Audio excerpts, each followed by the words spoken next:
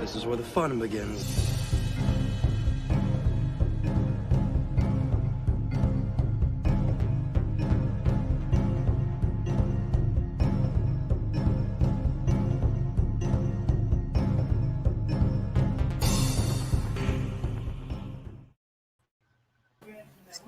Hello, everyone, and welcome to my channel, OG Star Wars, and this is your Legends Gal here, and today it's Talking EU with Matt Wilkins here, and basically he says Stig's hero. And welcome, Matt. I'm so happy to have you here on Talking EU, and Talking EU is basically a time where I bring someone in the hot seat and we nerd out, discuss, and I ask you questions about Star Wars and everything. And then I am privileged to have Matt's lost wig here, Stig Kenobi. Hi. Hello, along with us as well. So how are you doing, Matt? I'm doing great. She said, hey, I may have Stig on here for a little while toward the end. I said, bring him on the whole thing. Yeah. He said, bring him on. Yes, bring him on. I'm ready for him. I will know. I know. I was like, great. It's great. Yeah. I'm glad to be here. Thank you so much for having me. Yes. Stig hasn't invited me onto his channel yet. Yeah. No. He's kind of stuck up. I haven't had anyone on, though. But if I have to pick someone to not have on, it will be you. Thank you. I appreciate it. Yeah. So you more than all others. But if I do live stream sometime, though, maybe I'll have you on. Maybe. I just need to figure out how to do it. Would you have Miss Martin on? Yeah, I would. Yes, and hello, Miss Martin uses her customary hand, wave with the rose, and she is a channel member, so she gets her name put in the drawing for the Rattatak painting, Mistress of Rattatak. So there you go. So, and here's my announcement here. Hello, everyone. Remember, channel members who attend live streams today will have name put in drawing to win a copy of the Mistress of Rattatak painting, and this is it. I have a copy here on my to show you right here. So that's it. So, and we're covering Matt. He's right behind the painting. How does it look from behind? No joking. Oh, it looks great. I'm telling you. Yeah. Her ass is right in his face. Her ass is in his face. Is that what you said? Yeah. Okay. Yes. And so any channel member that comes in for any live stream and attends, what have you, supports during a live stream from now and into October will have their name put in the drawing. So I'm excited to pick the winner. And then I did have a winner for the Heart of the Jedi. I have to send it off to him, but so that book's going off as well. So I'm looking for a lot of incentives for my channel members to probably painting wise to earn for the support as gratitude for giving back. So there you go. There is also another painting up for grabs on Stig's channel. It's the Twi'lek Mistress of the Night. It's not safe for kids. It's not. But I haven't watched. That was an Axe commercial. Axe shower gel. There wasn't any. Sadly, there wasn't any Twi'leks in it. Sadly, huh? Sadly, you're like, damn it. Yeah, I know. Mm-hmm. And then I have Lady Toriel here. She hopped in to say hello, but she had to go to bed. She does work during odd hours. So, her time she's an elf. Yeah. Yeah. And then Magnino Alex, hello, and another channel member here as well. You'll have your name put in. And then we have Chaos Man. Hello, how are you doing? And then, whoa, Matt cut his hair. Yes.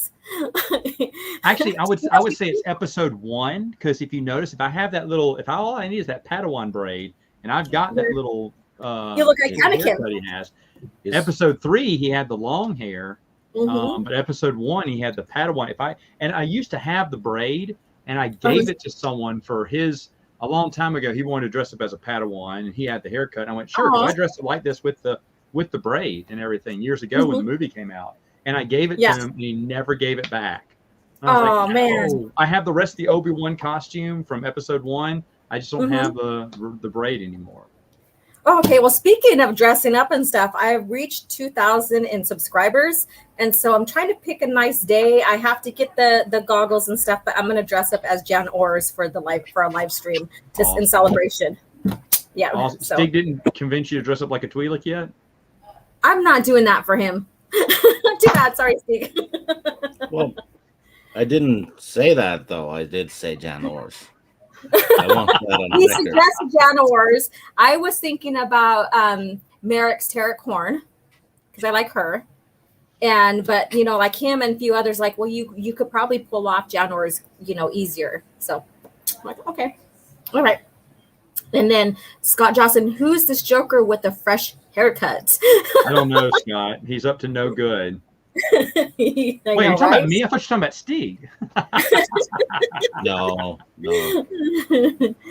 And I'm in a black T-shirt, gray boxers, and black socks.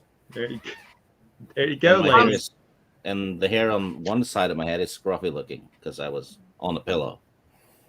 Ooh. Rough and rugged. That's all I want to know about that. I was reading in bed. Yeah, what was you reading? Well, you know. I heard Winter was reading when Admiral Akbar walked in too.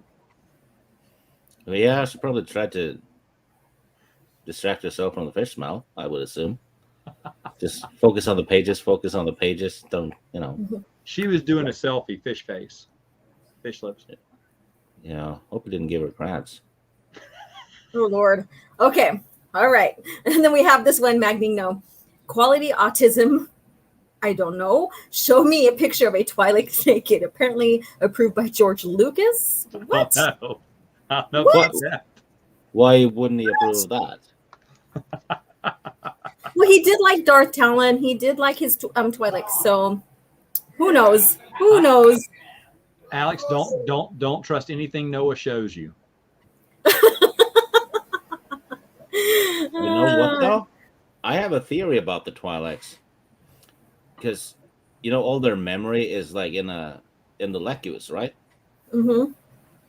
So I think it's like a play on the thing where, you know, women never forget. So in their case, it's just too much information. It just sagged into some long blobs on the side of their heads. Okay, so what's the excuse of the males then? Because does it seep into their face and their fat and stuff? Because males seem to be fatter than the women. Yeah, but you know, it's Star women in Star Wars like fat people.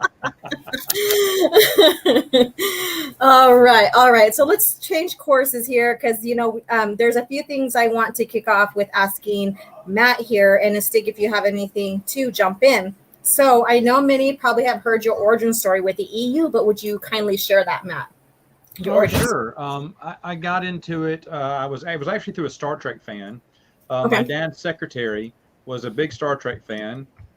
And I'd go over to her house and we watch old Star Trek episodes. Her husband tolerated Star Trek for her because he loved her, but she always wanted to watch an episode. And he was like, I don't want to do this every night. So I'd come over sometimes and I'd watch them. Well, then she got me. I said, well, she said, there are books. You've got to read them. So she let me borrow a few books and I read them. And I realized there was a continuity error between the books and the TV episode. And I said, hey, what's this? She went, oh, yeah, well, those books were written in between seasons and they kind of got things mixed up and they don't match up to the books don't match up to the TV show. I went, why would you read it then? Was my question. Well, for my 13th birthday, she wanted to buy me a Star Trek book that she thought I'd really like. She went to the bookstore, B. Dalton Books, I believe, or Walden Books. I can't remember which one. Yeah, B. Dalton. I haven't heard that in a while. Yeah. Both of those were the ones in the mall. She went to one of them. I want to say it was B. Dalton, but I can't remember. And she was trying to find a Star Trek book for me. There's one she had in mind. Well, she couldn't find it, and she couldn't find any that she really liked.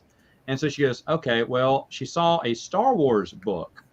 And it was Timothy Zahn's Heir to the Empire. And she said, well, I know he likes Star Wars, so I'll get him this. So she got it for my 13th birthday. I thanked her for it, and I put it on my shelf. I had no intention of reading that because I like the movies. And I was like, why would I read a book about what happens after the movies? And I didn't know if it'd be that good. And I like Star Wars, and I loved it as a kid. But I was like, you know, it during the dark times, you know, it had kind of it kind of been washed away. It was old news. It's things you liked when you were a kid. What are they coming out of the book now? And so I was bored one day in the summer, and I believe it was raining, so we couldn't go outside. And this is before the internet, folks. And so I was like, or dial up at least. And so there was nothing to do. And so I was bored and I said, well, let me just go ahead because I love reading. I said, let me just read this Star Wars book. You know, I've already read everything else a billion times over. I said, let me try the Star Wars book. So I put it out, and I 2 days or 2.5, I flew through that book as a kid. I could not believe how good it was. Yeah. And of course I thought it was a one and done, but then it ended on a cliffhanger, and it's like, hey, the next book coming out soon. It's like, oh my gosh, I've got to get this book. And so I begged my mom to take me to the mall, and she did. And it was I had a paperback copy, so I was looking for another paperback. Well, they came out in hardback. I didn't know this. I thought they were just all paperback, and I saw it was like $4.99 for a paperback back then. I was like, I got $5. I can spend $5 on the next book. Yeah. Well, it was the hardback. Hardbacks were like $22, something like that. I was like, oh no. I said, I'm not paying $22 for a hardback book. When's the paperback come out? And they said, later on this fall. And it was killing me to wait for that paperback. And when that paperback finally came out, I bought it, read it in 2 days, and then Last Command had come out shortly after that in hardback. I went back up I remember it was B. Dalton, and I said, I can't wait 8 months for the paperback to come out. So I grabbed the hardback, went up to her, and I said, I want this. And then behind the counter were the other two in hardback. I went, and give me those. And these are the original books right here. Still today that I got in hardback. And I knew from then on out, whenever a new Star Wars book came out, I had no idea they were all connected. So I think the next one to come out was Truce of Bakura, and I looked to see, and it said, also read Timothy's. I said, okay, so this is part of it. And I did that forever. I think until Kevin J. Anderson's Jedi Academy trilogy came out, which, by the way, I didn't even know until it was finished. Again, no internet, young kid. And I just saw him at the airport. My dad said, get one book to read on the airplane back, because my dad was buying a book. And I saw all 3 of them. I went, can I get 3 books? He went, 3 books? I was like, they're all paperback, Dad. I really want these. And so he got them for me. And right before, I didn't read them on the plane. I was too tired and fell asleep. And that night, I was going to read them. And that's when I met Bruce, my co-host for Prince of the Universe. Yeah. And one of my oldest friends. And I told him, I didn't even know who he was. He was in line in front of me at this festival.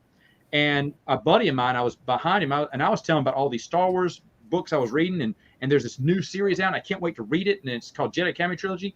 And he turned around, he went, you read Star Wars? I went, yeah. He went, he said, do you read the comic books? I went, no. He went, you should read Dark Empire before you read those books. I went, what? And I knew what Dark Empire was. I went, what? That series from Dark Horse? Is that part of the books too? I went, yeah, it connects. And then I was like, no way, the comic book. Yes. The book. I was like, yes.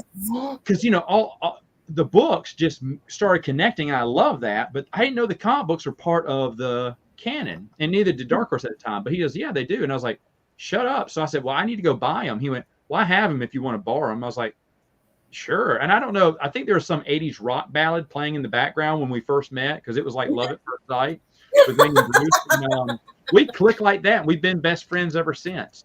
It was like a knight in shining armor from a long time ago. That's what I was thinking too. I was like, he's going to take me to his castle far away. Exactly. But he let me borrow Dark Empire, and then I read the first, chapter of Kevin J. Anderson's, and I was like, oh my gosh! And then he's like, well, you got to read Tales of the Jedi because it connects to that too. I was like, what? And I was just blown away, because that was when I got introduced to I knew about the comic books, but I never knew they connected. To the novels. And then that's when I was like, oh my gosh, I'm so impressed. And I've been impressed ever since. Yeah. And that was the same with me, in a sense, to where I started with Truce, and then I went to Thrawn, and then I went to Truce of Bakura.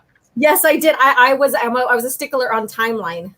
So when I went in there, and that Truce of Bakura just came out, and I was like, and then I seen the Thrawn trilogy, or back in the time it was like the Empire trilogy or whatever. And then I was like, I'm going to get Truce, and then I'm going to read on through.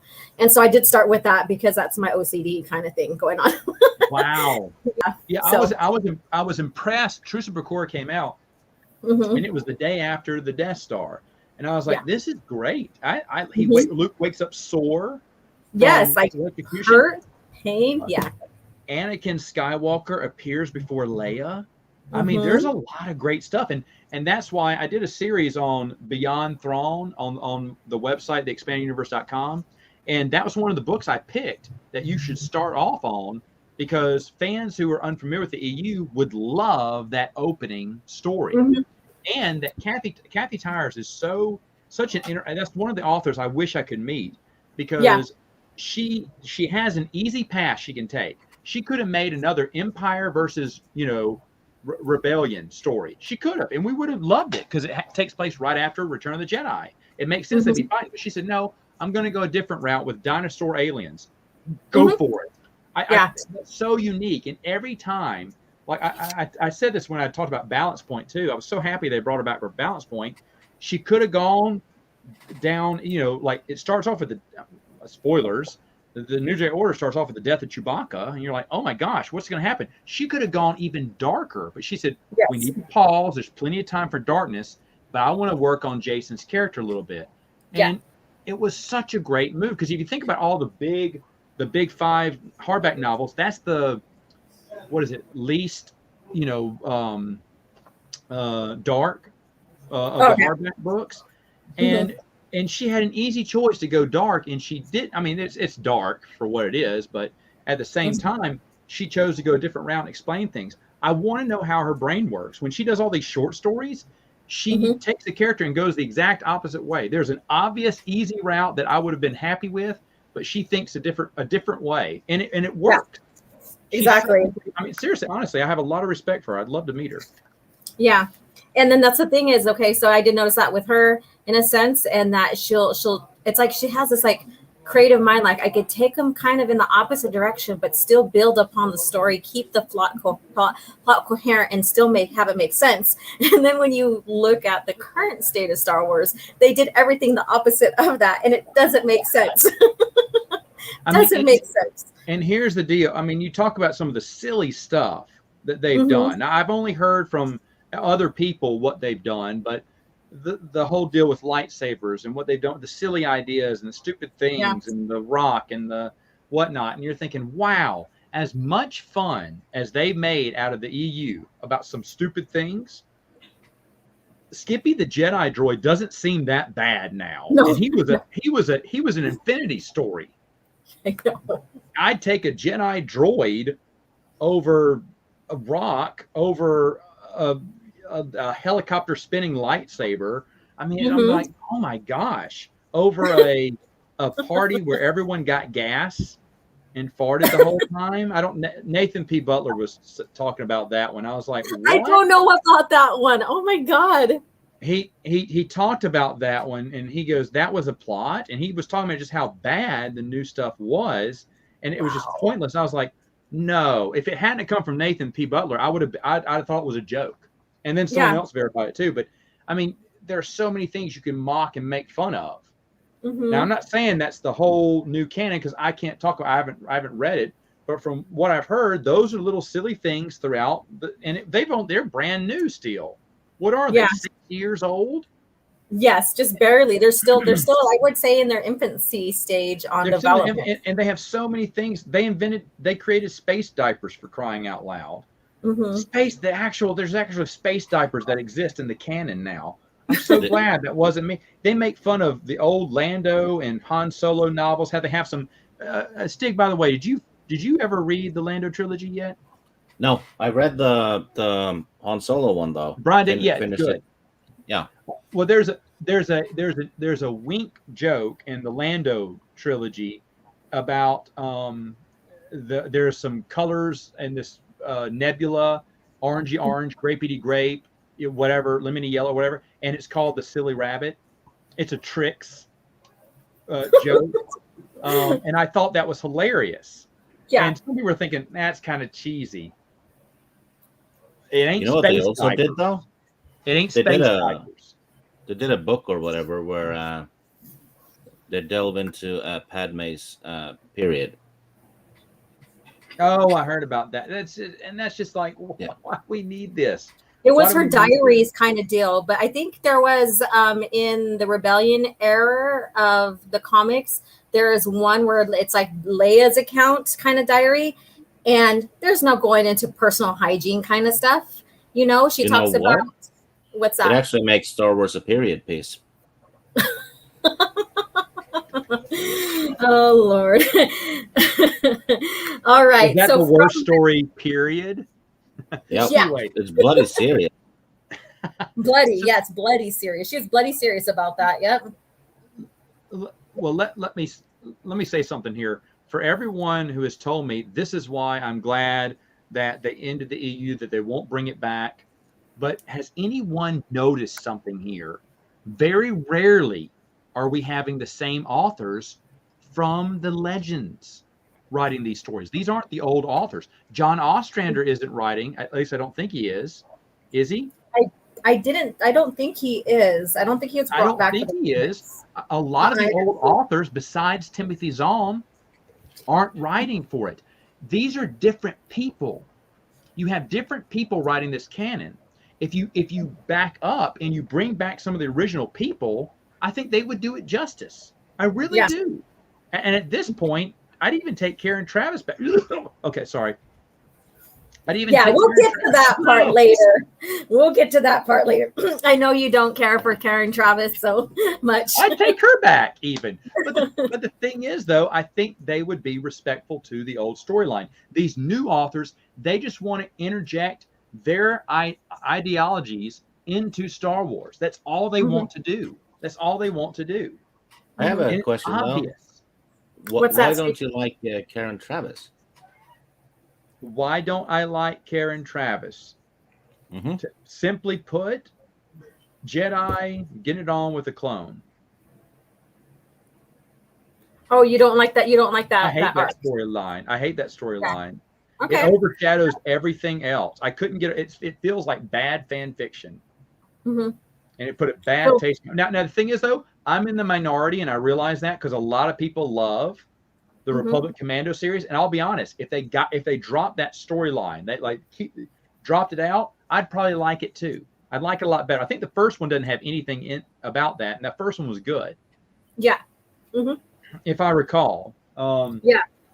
But it's been a while since I read them. I could not get. I understand the Jedi have lost. In the forums, I remember a long time ago, someone tried to explain it to me like, well, the Jedi have lost their way. They're in the middle of a battle. Jedi wouldn't do that either. Well, that's Palpatine's influence. Palpatine didn't say, I want to get a Jedi and a clone to bang. He didn't there's no purpose in him doing that. Now, him clouding the Jedi's mind and having them fight a war so that they can kind of look like the war criminals later on, that makes sense. But her falling in love with a 10-year-old, I'm not taking that to the bank. No. Yeah. Okay. Fair enough.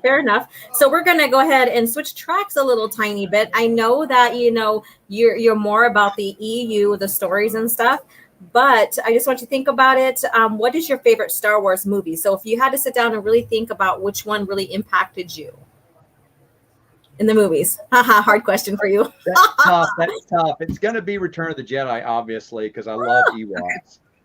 I love Ewoks. I love it. Used to be, if you were to ask me as a kid, I probably would have said New Hope, because there was just something about that movie that just sang to me. I absolutely enjoyed watching it. I love all the original trilogy. Empire too is. I agree with everyone's suggestion of Empire. I watched it when it came out for its 40th anniversary last year. I absolutely adored it. I want to go back and watch those movies again. It's been a long time. But Return of the Jedi, I saw it 3 times in theaters when it first came out. And I've seen them all in theaters. The original release of Star Wars, I was there. I was an infant, but I was there.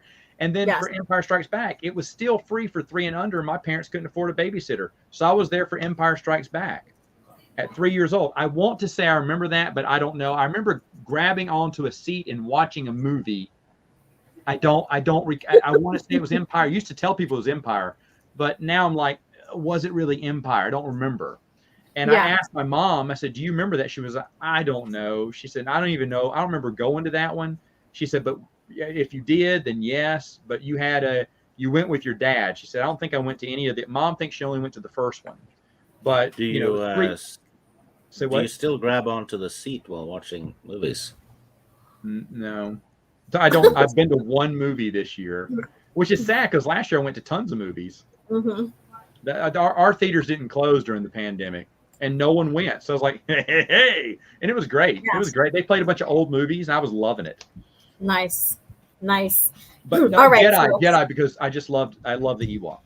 Yes, and we'll get into Ewoks here soon, but that's one of the questions I want to ask you today. But I know your favorite character, EU character, is Kip DuRan.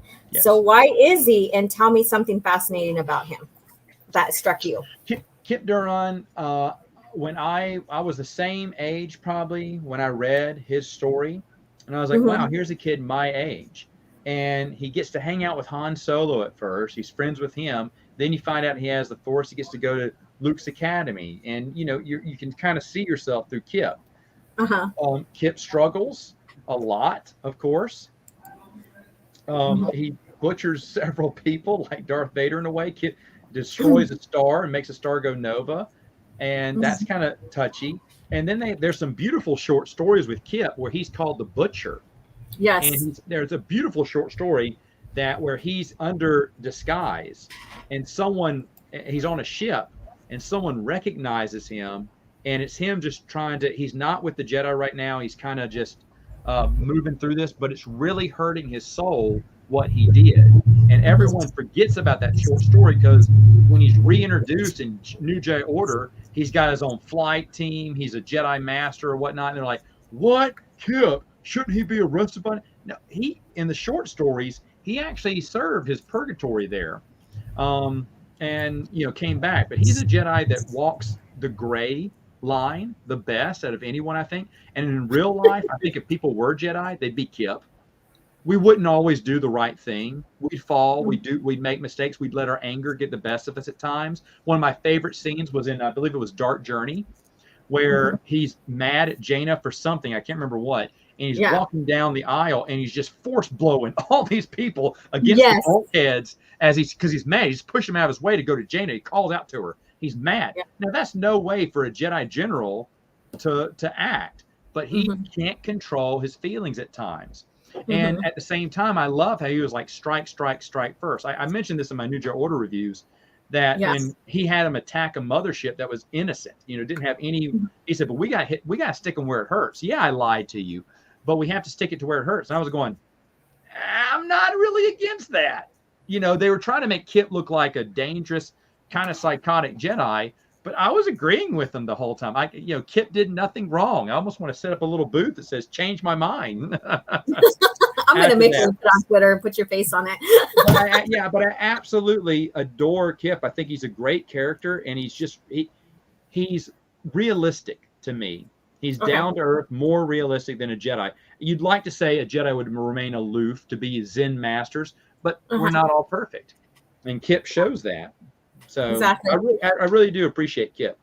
Yes. Stig has some, Stig, what we were talking about, because I was making the thumbnails for Talking EU with Kip, and then Tim is Saturday, and he likes Wedge. And I was looking at them. I'm like, if you look like Kip, like your facial features and stuff, I could swap your face and you'd still look like Kip DuRan. And then I was looking at Wedge, and I was like, oh my God, Tim or Open-Airlock can cosplay as Wedge. Yeah. And I was like, holy crap. And then what did you say about Kip DuRan, Stig? I don't know. You don't want to say it, or you don't remember? Here's me, though. I'm not sure who I could cosplay as. But Obi-Wan right there, yep. Well, did I say something? Yeah, I didn't. I don't know what I said. I know that I have issues with Kip, though. I mean, he killed thousands of people, and people just, don't do it again. Don't do it. He should have been. I should have killed him, really. Well, I will say this, because I was talking about this to Stig, and he goes, and he's like, "What'd you say? Anybody or Kip is like an emo person, and anybody who's like emo or something like can relate to Kip DuRan." Yeah, I probably said that. Yeah, he's like, like I said, I was influenced as a kid. Same reason I love Ewoks, and people 10 years older than me hate Ewoks, hate them with a passion, and I don't blame them. With them. I didn't. Because where I was 6 years old watching that film, loving it, a 16-year-old's going, space teddy bears are taking out stormtroopers. Yeah, I get it. I get it. That's why people who are what 20 years or no 10 years younger than me love the prequels. You know, they can, or shoot, maybe even 15 years. However old you have to be to love Anakin, because young Anakin Skywalker was your age when you watched that movie. Jar Jar made you laugh. You know, I get it. But someone older than you is not going to appreciate those prequels as much. And there's all these people like, oh, you don't, the prequels are much better than what you think. No, actually, the original trilogy is better. However, someone 10 years older than me is going to go, well, Matt, I agree with you up until Return of the Jedi, which is awful. You know, Kevin J. Anderson hates Return of the Jedi. I actually like the Ewoks more as I grow older. Oh, really? Good. I still watch them, and I love them. I watch the Ewoks movies with my girls. They watch it the entire time, and right now they are sleeping with 2 of my Ewoks, my little smaller ones I had on the show back there. Yeah. And so, but they absolutely loved them, and you know, I still enjoy those. I still enjoy the Ewoks. Yeah. All right, so I'm going to quiz you on here to see if you know. All right, and this is about Kip DuRan. So this is about Kip DuRan, okay? So what, if you can recall, do you know, I remember the standard year Kip DuRan was born and the planet he was born on? Ooh, he was found on Kessel. Well, yeah. I don't think he was born there. No, he wasn't. Oh, man. No, I do not know that. Okay, all right. So I do not know that. You got me. Okay. I wrote down a series of questions here, and so that's great. Yeah, I'm not going to get them all. That's okay. And I believe, wasn't he 14 in the book series? Yeah, he was 14, but he was when his city on the planet, I'll give you the name here pretty soon, was taken over by Imperials because the planet basically was rebellion. That's how they got his brother. Yeah, exactly. They automatically enlisted his brother. You're right. Yeah, and they sent them off to Kessel, him and his family. So he was born 7 BBY. Actually, I think I know. What? Is it Dayer? He probably looked it up because we can't see him. No, he's like, Dayer. No, I just got a flash from an audiobook. Dayer and Kip DuRan. You know. Those two names together. I couldn't remember that. I would have said 7 BBY actually. Really? I would have said that. That number stood out to me, but I wasn't sure. I didn't know Dayer. Yeah. I knew there was a planet though before then, and yes, they force recruited his older brother and sent the rest of them to Kessel. Yeah, because they were problematic because they were rebelling. Right. Yeah. You know what? I'm looking it up now. And I think I know why I remembered it. It's because I was, I was playing the Dark Forces games a lot back in the day. Yeah. And I would, every few years, I do a little research on that game just for fun. And Dayer is in the Knighthood system. And that's where one of the Dark Forces missions happens. So just, you click the Knighthood system and you read about that, and then you see the planets, and then, oh yeah, Kip DuRan, right? Okay. So I think that's where I probably got it from. Okay. And then TJ Swan, I guess that's how, I'm just guessing how that's pronounced. What would you all say is the best EU series books? Now, this is part of my question, so we'll just, before we get into more Kip DuRan questions, we'll answer this one here. So for you guys, like, which series did you think is the best, or books? New Jedi Order. Okay. What about you, Stig? Well, you know what? I'm going to say Darth Maul Shadowhunter.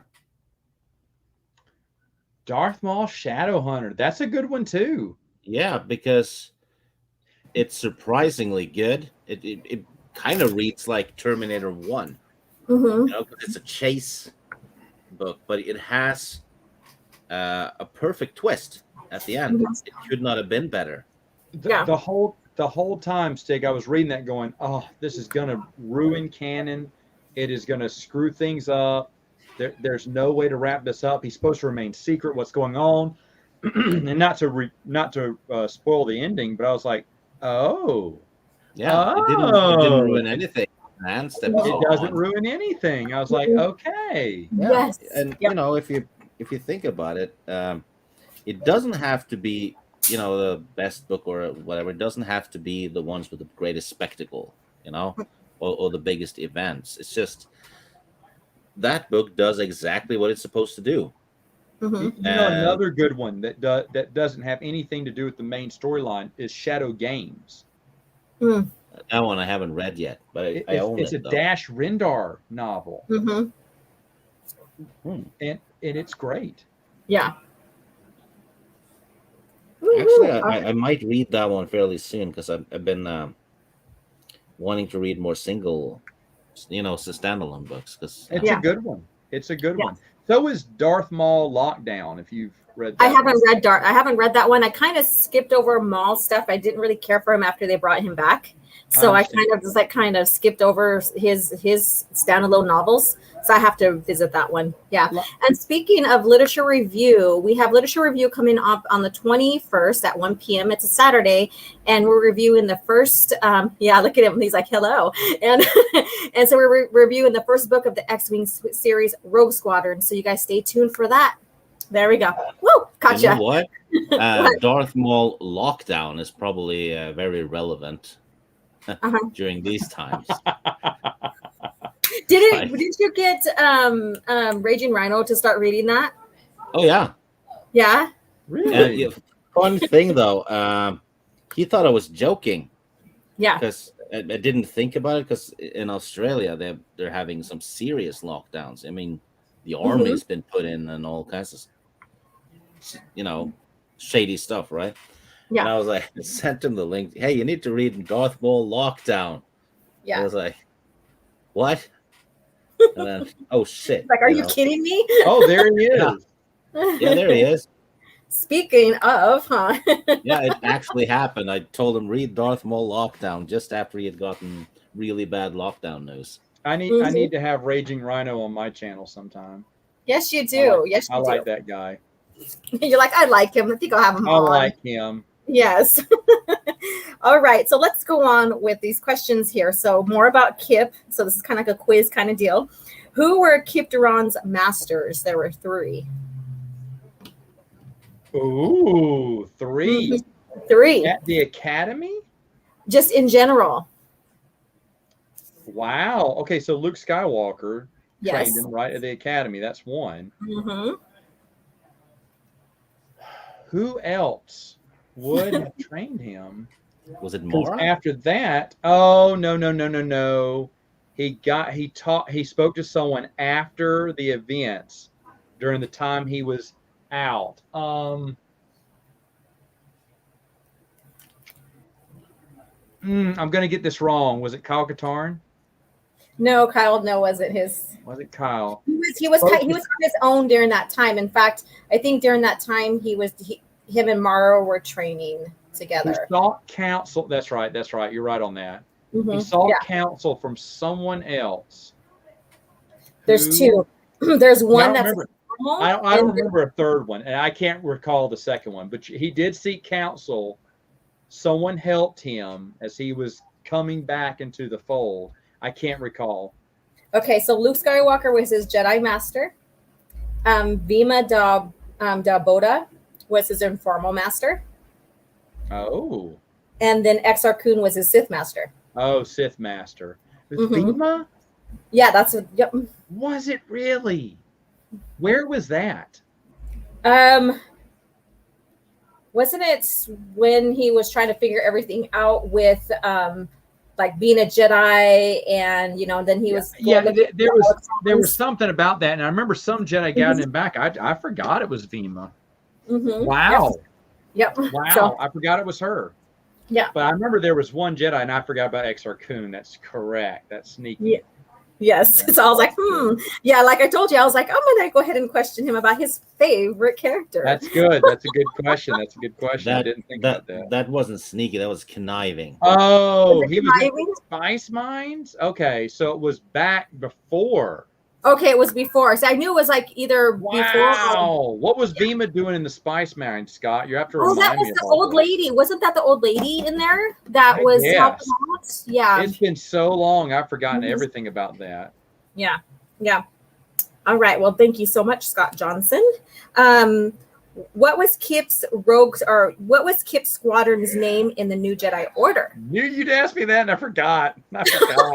You like New Jedi Order is my favorite series. I'm terrible. I forgot it. Hold on. It wasn't the Twin Sons. It wasn't. No. It wasn't. The one before that, Tatooine, whatever. I don't recall. Okay. All right. So it was called Kips Dozen. And they got wiped out in the very first novel. Mm-hmm. And I think that's where, and then later on, that's where he was trying to trick Jaina into using her for his, to get Luke and them to follow with what he wanted to do or something like that. I forget the whole arc. Okay. I have someone that says, okay, I need some people to come in and start blocking people. So look at this. X0. Yes. Oh my goodness. Block user. You just got to get who is it? Soul. Soul can block them. Yeah, Soul, and I have Assassin, and oh my God, look at this going on. Assassin, just start blocking them all. Yes. Oh my gosh. It's all right. He'll get them. You know what? You can just add the word Cortex 0 to the banned words. Yes, I have to go in there and do that. That'll take care of it right away. Yeah, so those who have wrenches, please start blocking and stuff like that. We'll keep going. Let me see here. What did you think about Kip DuRan's arc in the New Jedi Order compared to later series? What did I think about his story arc compared to later series? Yeah, in New Jedi Order compared to other series, since that's kind of like where he has a lot of growth. Right. Yeah, I don't. Nothing bothers me from any of his story arcs. Mm-hmm. I know that they tried to make him feel like the villain. For New Jedi Order, or the guy that was kind of misguided and kind of the Jedi kind of going off the rails. But I never saw it that way. In fact, I agreed with everything that he did. Yeah.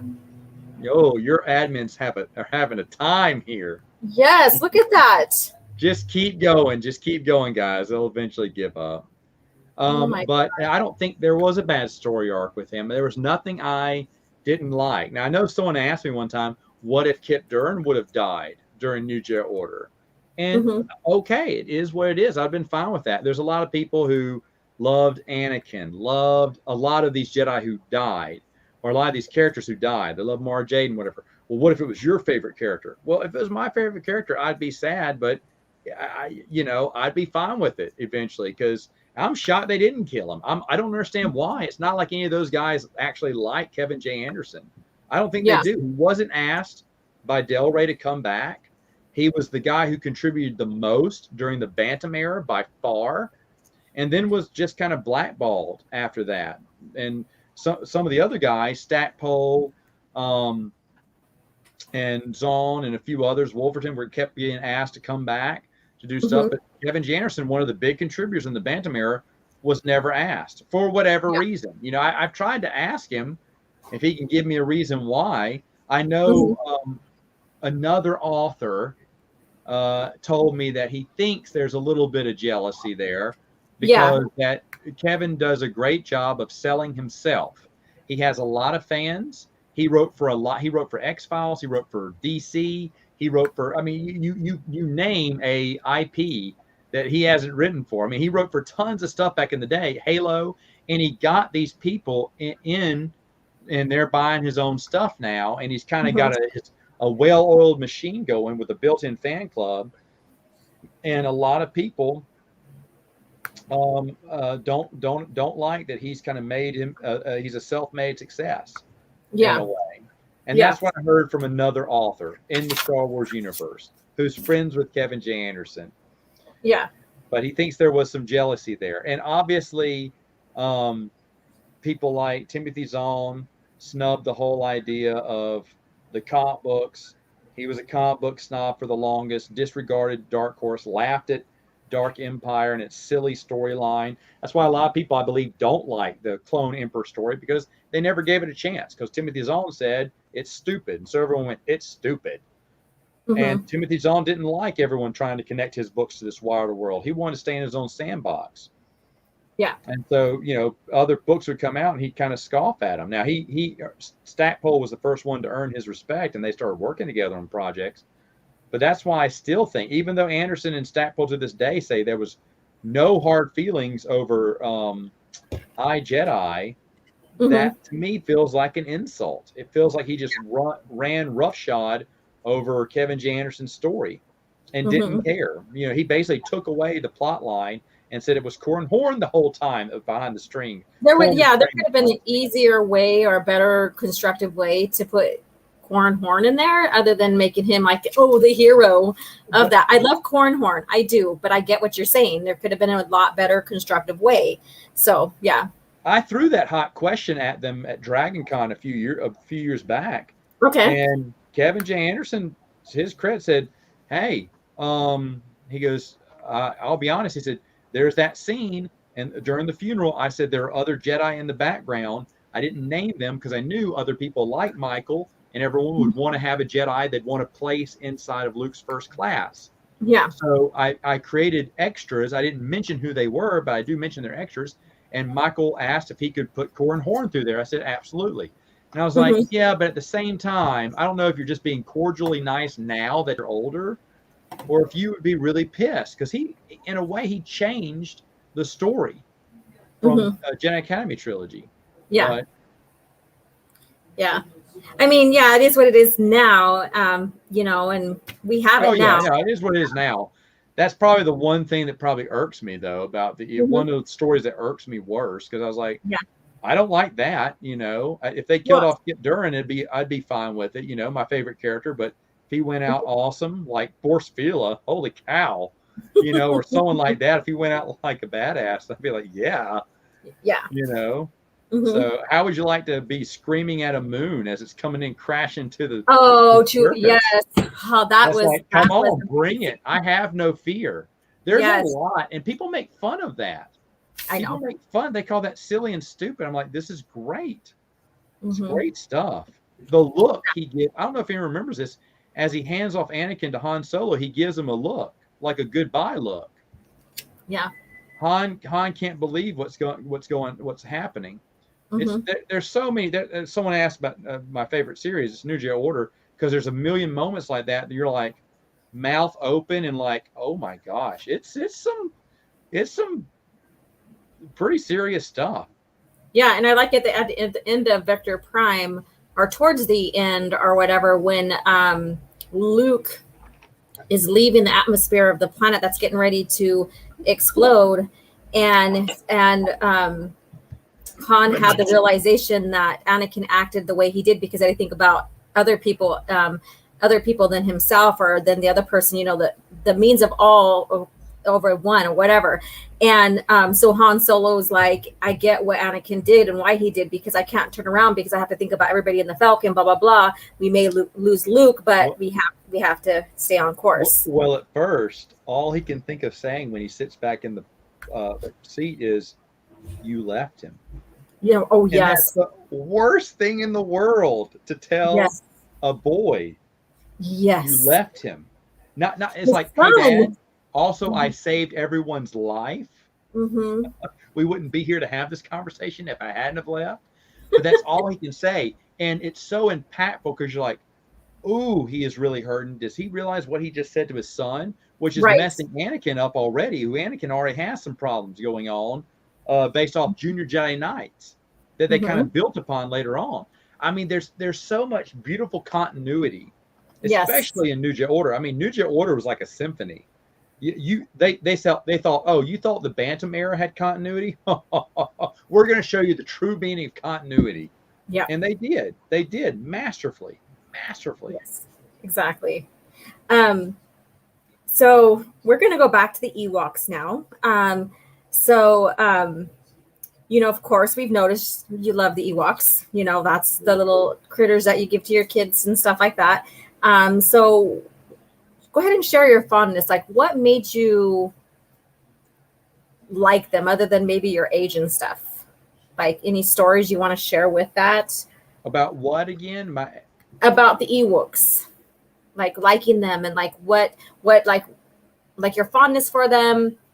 Any stories you want to share about them? Any kind of arc that you want to share about them that you want to share? Yeah, when I was a kid, we bought as many Ewoks as my mom would let us, even doubles and triples of them, because we just wanted a big Ewok village. My family couldn't afford to buy us the Ewok village playset, and so we made up our own in our backyard, and it probably looked like teetotal crap, but it was beautiful to me, and I absolutely had we would just keep building upon it in our backyard, and we absolutely loved it, and that's just a great memory for me and Ewok. So they're just so much fun, and then getting excited about the cartoon that only went 2 seasons, but I really loved the cartoon growing up too, and the movies.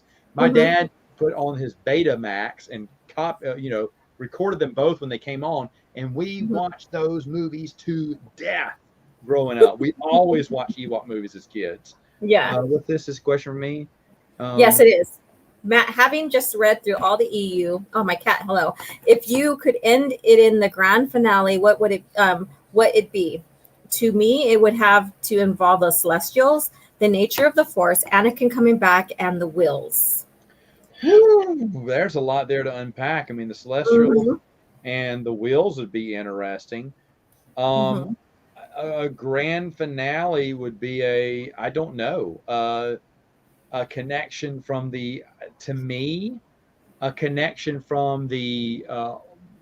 from where we left off in Fate of the Jedi, that goes all the way to Cole and goodness gracious, Cade, Cole, Matt. The invasion. Yes. It leads up to the opening scene in Legacy. That would be, to me, that'd be awesome just to hear that storyline progress. Yeah.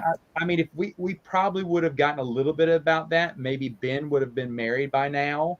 Could the EU have continued? Jaina would have had kids with Jagged for sure. Yeah. Hey. We have a new member here, the Jedi Rifster. So thank you so much. And your name's also going to be put in for the drawing for the painting, copy of the painting. So thank you so much for your support. All right. Awesome. Yeah, for me, and I'll just answer that too as well.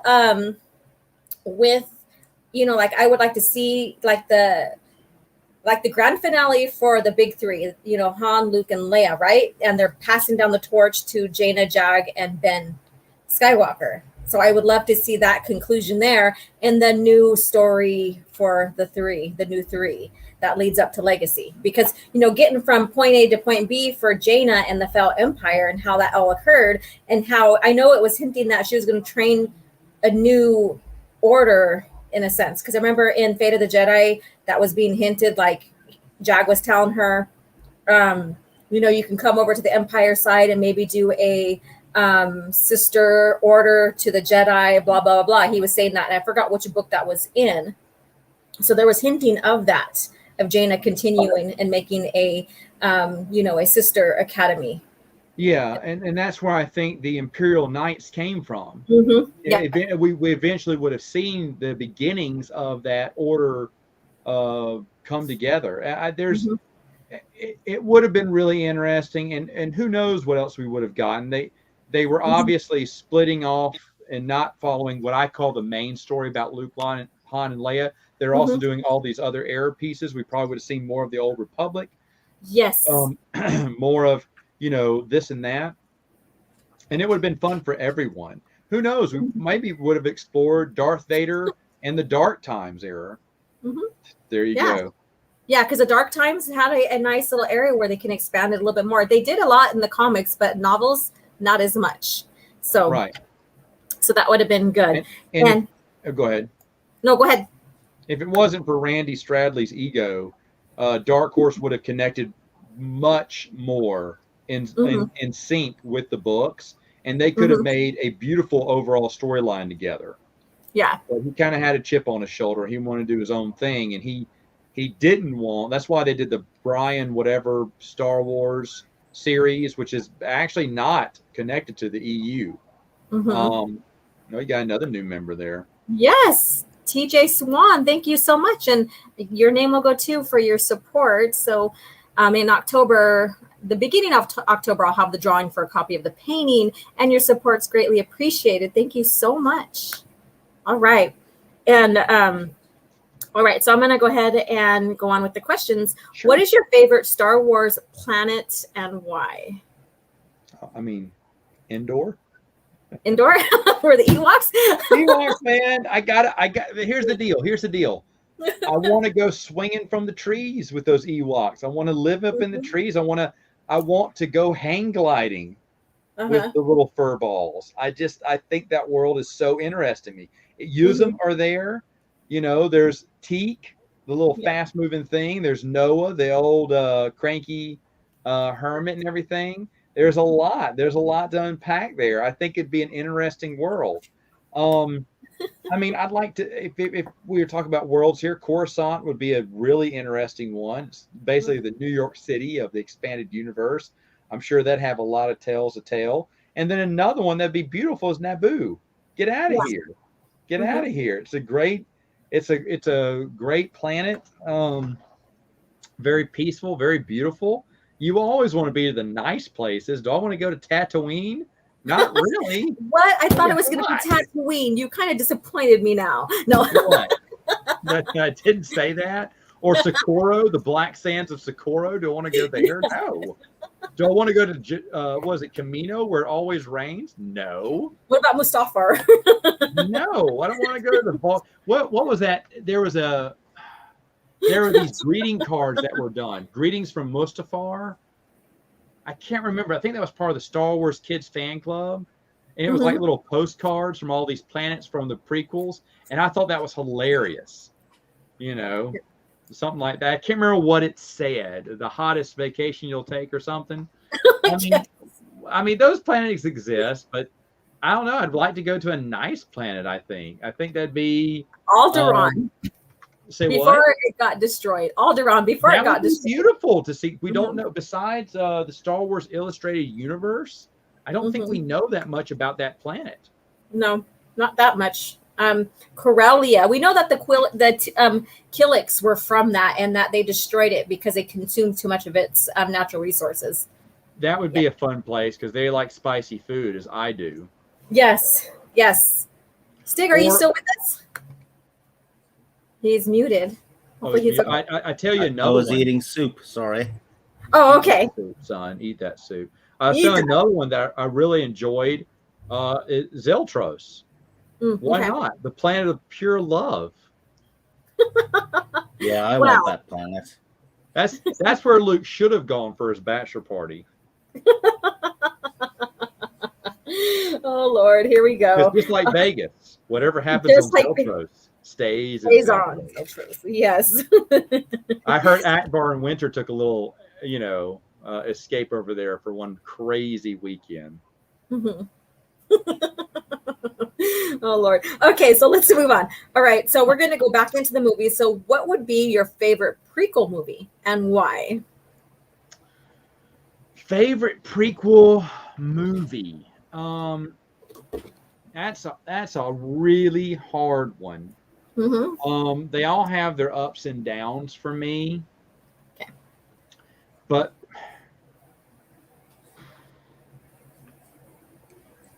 maybe Phantom Menace. Okay. Maybe that one. If there's a few interesting scenes in there, and of course that Darth Maul match with both of them it's so good. You look at all the big matches. I mean, they're all, that Yoda Count Dooku match was a lot of fun. And the Obi-Wan Anakin match at the end is epic. It's epic. It's so great. But I may go with that one. I could be convinced to go with Revenge of the Sith, I guess. But there's a few things that, and I don't blame Jake Lloyd or Hayden Christensen. I've seen Hayden Christensen's other movies, and he's a pretty good actor. Yeah, he is. I blame George Lucas. Lucas only says faster, more intense. That's all he knows. Yeah. That's all he knows.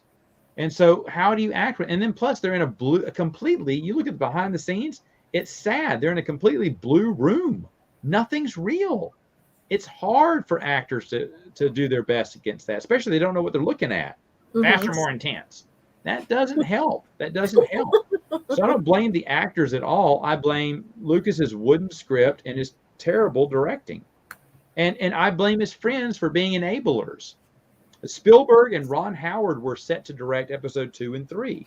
Spielberg did a little camera work on 3, but I think the scene with General Grievous and Obi-Wan was Spielberg filmed it on the sly there. He didn't get credit for it. But the thing is, though, they should have taken over. They should have let George do Phantom Menace, just like he did A New Hope, and then he should have had 2 other people take over, and then we'd be talking about the series would have been better. I just think it would have, because I think they would have changed some of his dialogue and some of the script a little bit and convinced George this was a better option to do. But they just gave George all the power he wanted because he was an old friend. They wanted him back in the director's chair. I get that. You want to root for your old friends, but Phantom Menace proved he had lost it.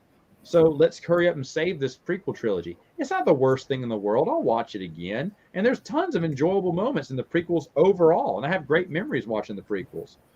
But, they all have their flaws. And it's basically George, his writing and his directing. I can't blame any actor. Qui-Gon Jinn, what an utter waste of Liam Neeson, who is a brilliant actor. I love Liam Neeson. Yes, he is. Brilliant actor. Bring in Jude Watson to write a script, and you have a Oscar-winning performance. I think you read Jude Watson's Jedi Apprentice novels, you're thinking that is Qui-Gon, Yeah. But no one was to rein him in. Rick McCullen was an enabler too. He just let George do whatever he wanted to. It was like the Emperor's New Clothes. It really was. Like, George, you're doing great. You're so awesome. I love your gobbler turkey neck. I mean, do whatever you want. It was just ridiculous how much they let him get away with. And I know there's people who really love those movies and really appreciate them. And I'm glad. I'm happy for you. But I've always said this. I love those movies. I will never defend them. People who have gripes and complaints, they have absolute right to gripe and complain about it. I won't defend it. Okay. Just like I can't defend Ewoks from a guy who's 10 years older than me. I'm not going to change his mind. All right. So let's go into maybe someone else you probably can't defend as much, but and it doesn't have to be from the Clone Wars. In the Clone Wars era, what is your favorite arc, whether it's from the comics or Tartakovsky or whatever, or maybe Filoni's The Clone War? I mean, it's got to be the Battle of Jabim. There you go. It's got to be. I mean, if you're looking at the books, MedStar is fantastic.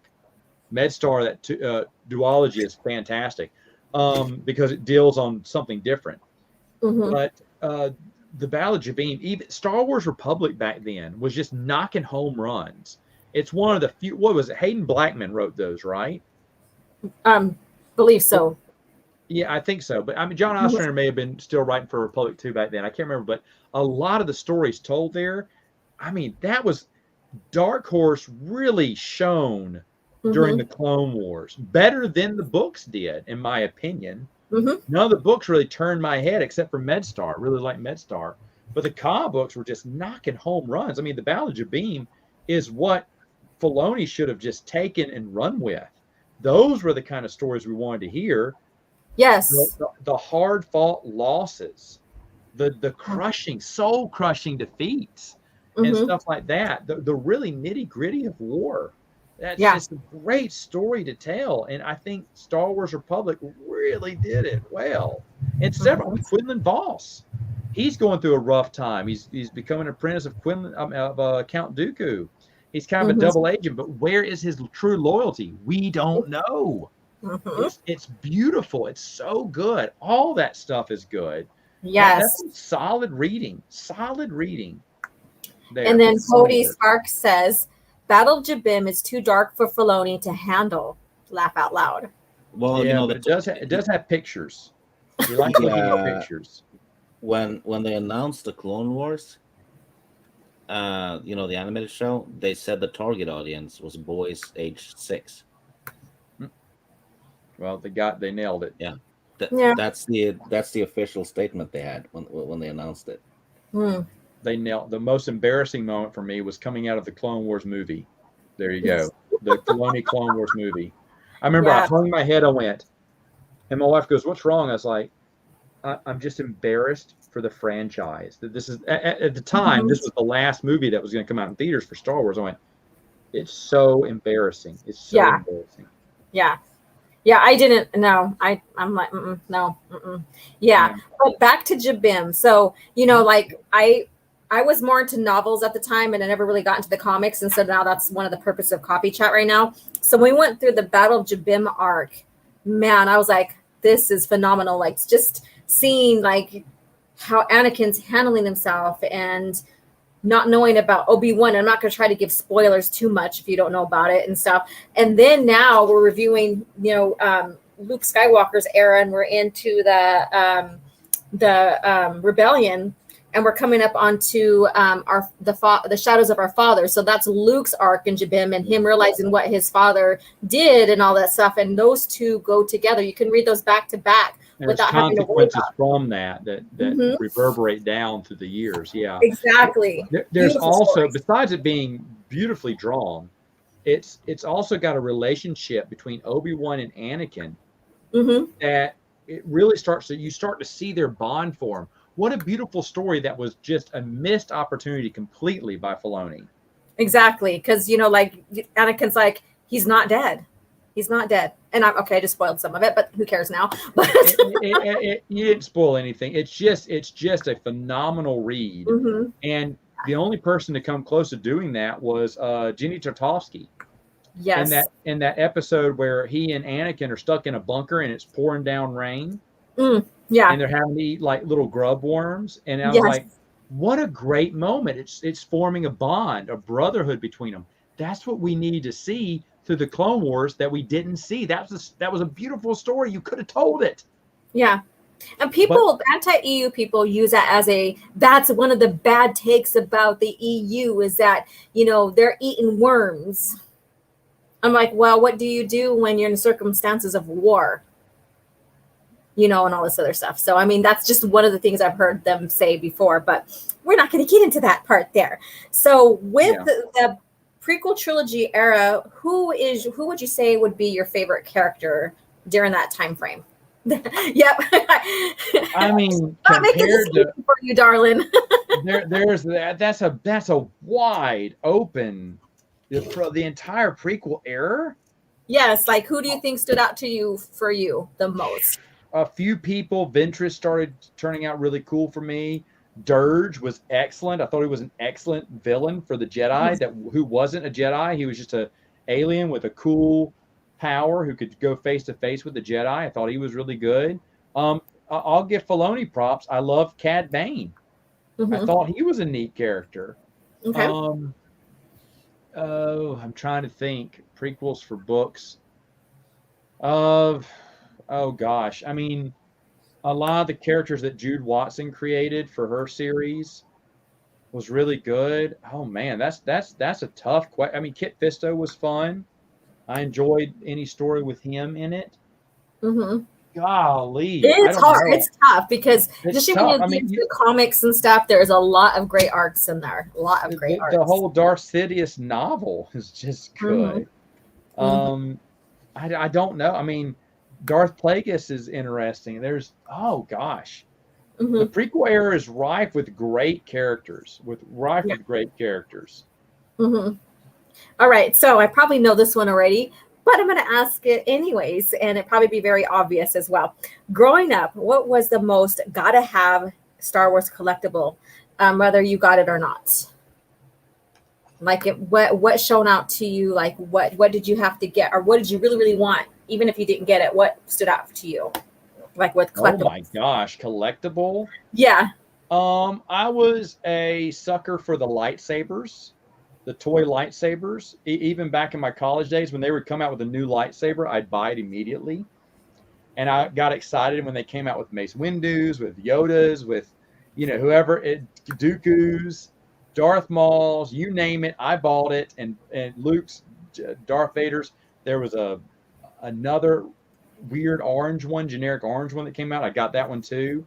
And I still have my box of lightsabers. Mm-hmm. And back in the days, college and afterwards, we'd turn off all the lights and just have these fake lightsaber battles in the apartment. I remember me and my friends and would just clown around and have fun after watching for May the 5th be with you, or no, May the 4th be with you. Uh-huh. Return of the Revenge of the 5th and everything.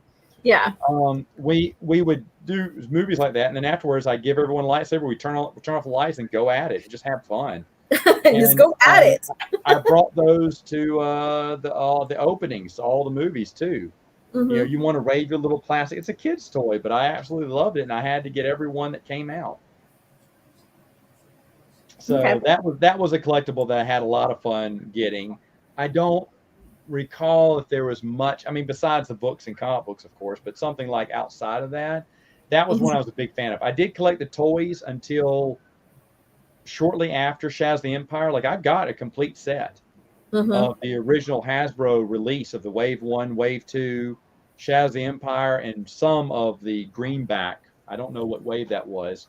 And I was like, I'm going to go broke. I can't afford these anymore. My mom, back when there was only 5 of us, 6 of us together, she was getting to where we were getting big presents, man. And she bought me the entire first wave, vehicles and everything of Star Wars. Wow. I was like, whoa. I mean, they were dropping $100 on each of us back in the day.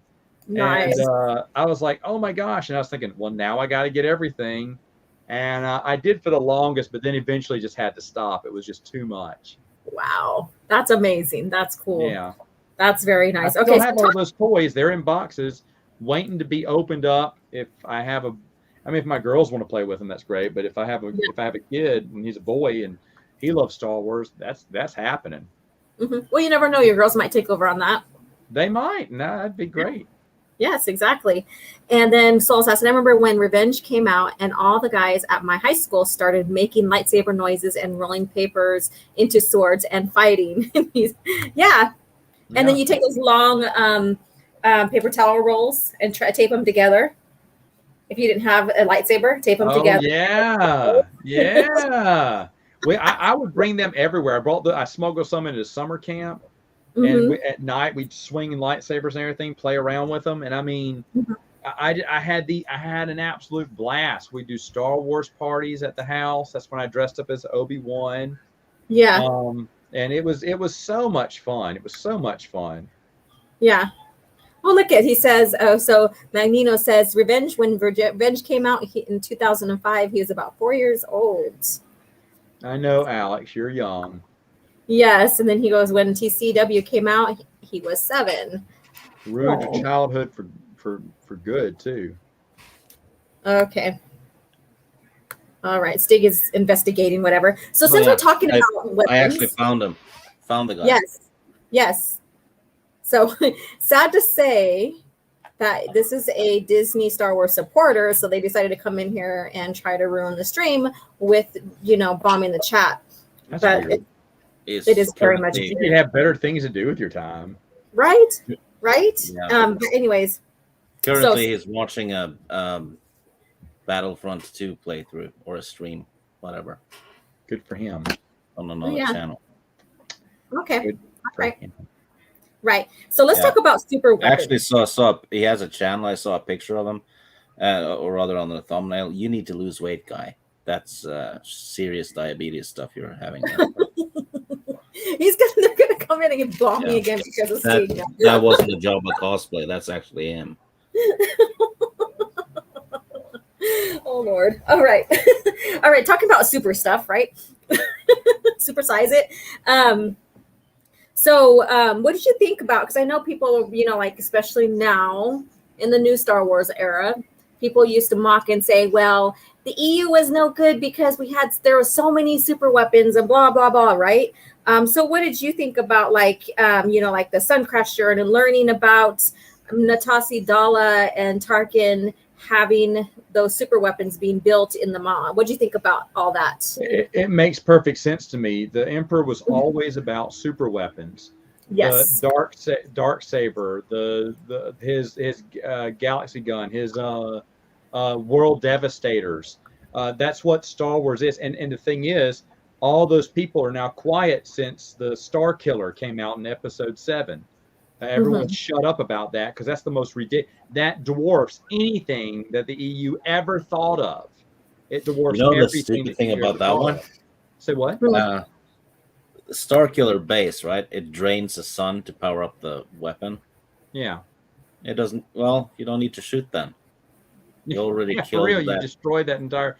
It was just. Yeah. You talk about overpowered. There's nothing more overpowered than when they came out to Episode 7. That's why they shut up about the EU now. You don't hear that people complain like that anymore. Oh, yeah. About super weapons. I heard that. Oh, here comes Episode 7. What? Huh? Do I hear? What do I hear? Crickets. Crickets. Well, the reborn Emperor was stupid. Clone Emperor stupid. Okay, Episode 9. Hello? Yeah. Are you there? Bringing Boba Fett back was stupid too. Oh yeah, all that stuff was dumb, and yet crickets now, and it's worse. It's worse when the new canon did it. It's worse. But then all those critics, those top 5 most embarrassing thing. I ran across CNET's old. If you thought Episode 1 was bad, wait to hear what happened in the EU, and it talks about the cloned Emperor, and it says, can you imagine how terrible that would be on screen? I don't know. Tell me how you like Episode 9. That article didn't age well. Everyone else wisely went back 5 years later and deleted those articles because they knew they looked like friggin' idiots now. Because now they had to praise Episode 9 with an idea that they mocked the EU for years about. Good for you. Good for you, morons. I know, right? Oh my God. It's like, okay, so everything that was mocked or was done in the original EU, like all the good stuff that was done in the EU, and even the Infinity stuff, it still is good compared to now. It's like Disney, Lucasfilm said, hold my beer, we'll do the opposite to that. Oh, so it was more than that. It was like a jackass stunt. It's like, hey, we're all drunk. Watch this. You think they did it bad? I can do it worse. It's in all the complaints you hear about the EU. I don't hear those complainers anymore because they saw the movies do everything that they mocked the EU about. Everything they mocked the EU, super weapons, cloned Emperor. Those are the biggest complaints you heard. Sentient droid. Lack of everything's contradicted. Well, you must be loving the new canon. Everything's it's so bad there that you have a story group member going, guys, continuity doesn't matter. Good for you. After 6 years, y'all screwed it up already. I mean, it's just it's horrible. They actually screwed it up as soon as they did Rebels. They screwed it up. I believe, I don't know, but according to Nathan Butler, the timeline started getting screwy after 1 year. And he was trying to ask him, hey, what came first, this or this? They went, it doesn't matter. He went, it does, because you have a contradiction here. It sounds like this happened here and this is not here, and it can't be both. So what is it? And they just enjoy the story. Doesn't matter. They didn't care about continuity at all. They lied to you. They lied to you. Yeah. And they lied to us about why they couldn't bring back Legends. The reason they don't want to bring it back is because they don't want it back. That's the true reason. That's the true reason. And we all know that now with Star Wars Ronin. I'm not mad at Star Wars Ronin. I'm just saying that, oh, good, y'all can do other stuff. Well, you lied the whole time. Right. You just don't want to do Legends stuff. Right. And they went out of their way to proclaim this is not Legends. Oh, so Legends is actually its own, because remember, I go by what Lucasfilm says. So Legends isn't Infinities. Legends is its own canon. That's been established now by Lucasfilm. So everyone goes, oh, there's 2 canons. Yeah, I guess so, because Legends has its own canon. It's not listed in the Infinities. They have their own separate. Infinities have their own. Star Wars Ronin, not part of Legends, what first we were told Legends was everything that wasn't canon, including the Infinity stuff. That's not the case anymore. Right. And yeah, so that's just the state we're in, and this is the purpose of my channel, is just to keep you at the heart of Star Wars, the original canon, I guess you can say, the original Star Wars, which is George Lucas's era, since we're going to have to, we associate now Disney era and George Lucas era. So this is why my channel's here, to keep this alive. And this is why I have Talking EU, so that we can get perspective of other EU enthusiasts on how they got into the EU, what they like about it, all that other stuff. And so I'm happy to do this with you guys here, have you as in the hot seat. Steve's heroes are Matt Wilkins. So that's the purpose of my channel here. So let's go on. What are your thoughts on the Old Republic era? The Old Republic era, of course, I never played the games, so I'm not as familiar with it. I appreciate it for what it's done. I think it's drafted a lot of people into the expanded universe, and still today, it's still a very popular game. They're still coming out with short stories on their website. Those are Legends. They're getting away with it somehow. Yeah. Now, the thing is, though, it's just basically to promote their newest expansion or whatever they put out. I understand that. And that's the trickle of Legend stuff that we're getting now. That's all that there is left.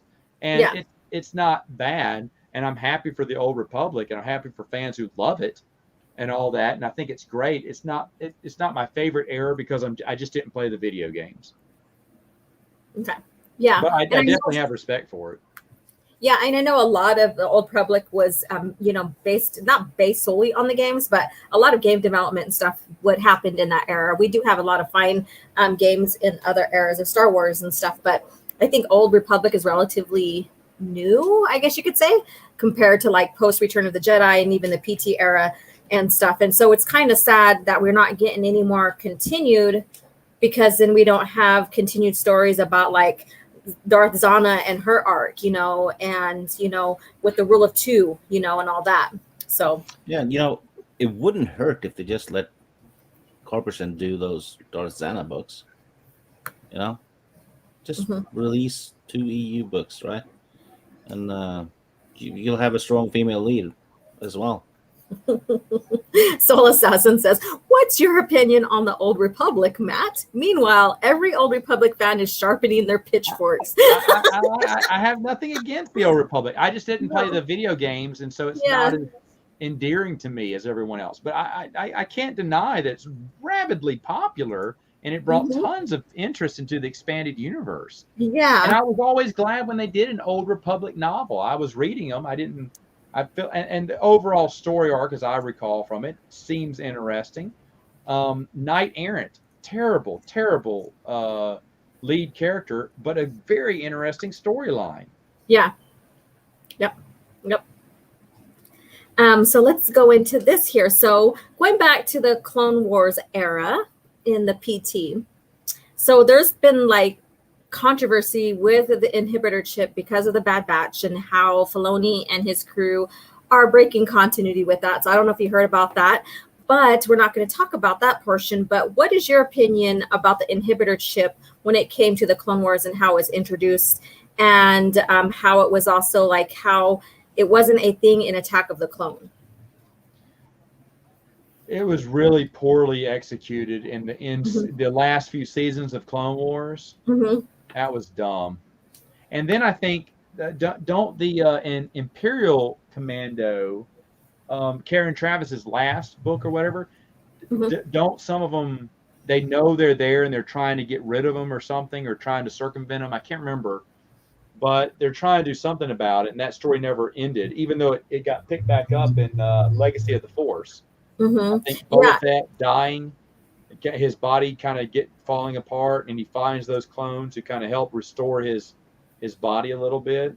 Yeah, so I think Karen Travis's novels, they didn't have anything to do with the inhibitor chips at all. So it was all about Well, don't they find out they have these chips, and doesn't the group smash them and kind of disappear? And they break away from the Republic Army? Well, if you watch Revenge of the Sith, right? There's no chip. I mean, the clone commanders Well, get no, a it's message. not. It's a code through- word. It's like Manchurian Candidate. Yeah, it's just an order, which is why it's called Order 66. The clone commanders get a hologram message from Palpatine saying execute Order 66. And it's Then- in the novel, correct me if I'm wrong, but in Matthew Stover's novel, that's a code phrase that just triggers them to turn. There's nothing about an inhibitor chip. Yeah, No. it's just loyalty, really. That's something that but, Filoni felt like he wanted to talk about because Filoni doesn't read books, not even the novelization to a movie. I don't even think he watched episode 3 when he made his stupid series. So George Lucas oversaw that novel. Yeah. The inhibitor chip is only inclusive to the Clone Wars. Yeah, because if you when the clone commanders get the order, they walk over to the other clone troopers and says, gives the order to fire. If it was a chip, that wouldn't be necessary because everyone would be activated at once, and the hologram wouldn't even make sense. You just press a button. But they just say as you wish, and then they follow the order. It's not like bam, they just do it. Yeah. And then in Legacy of the Force, when Boba's looking for a cure for his cancer, he realized that that the surviving clones went in. It's under, I think, Cal Scarata's group, and they basically reversed engineered so that they don't age as fast. So that's what that story was about, and that helped with find Boba Fett with having himself get cured from his ailments, I guess you can say, in a sense. The genetic compound from it or whatever. What else is stupid about the chip? The clones are constantly exposed to ion blasts and EMP when they're fighting the droids. So that would have killed the chip, wouldn't it?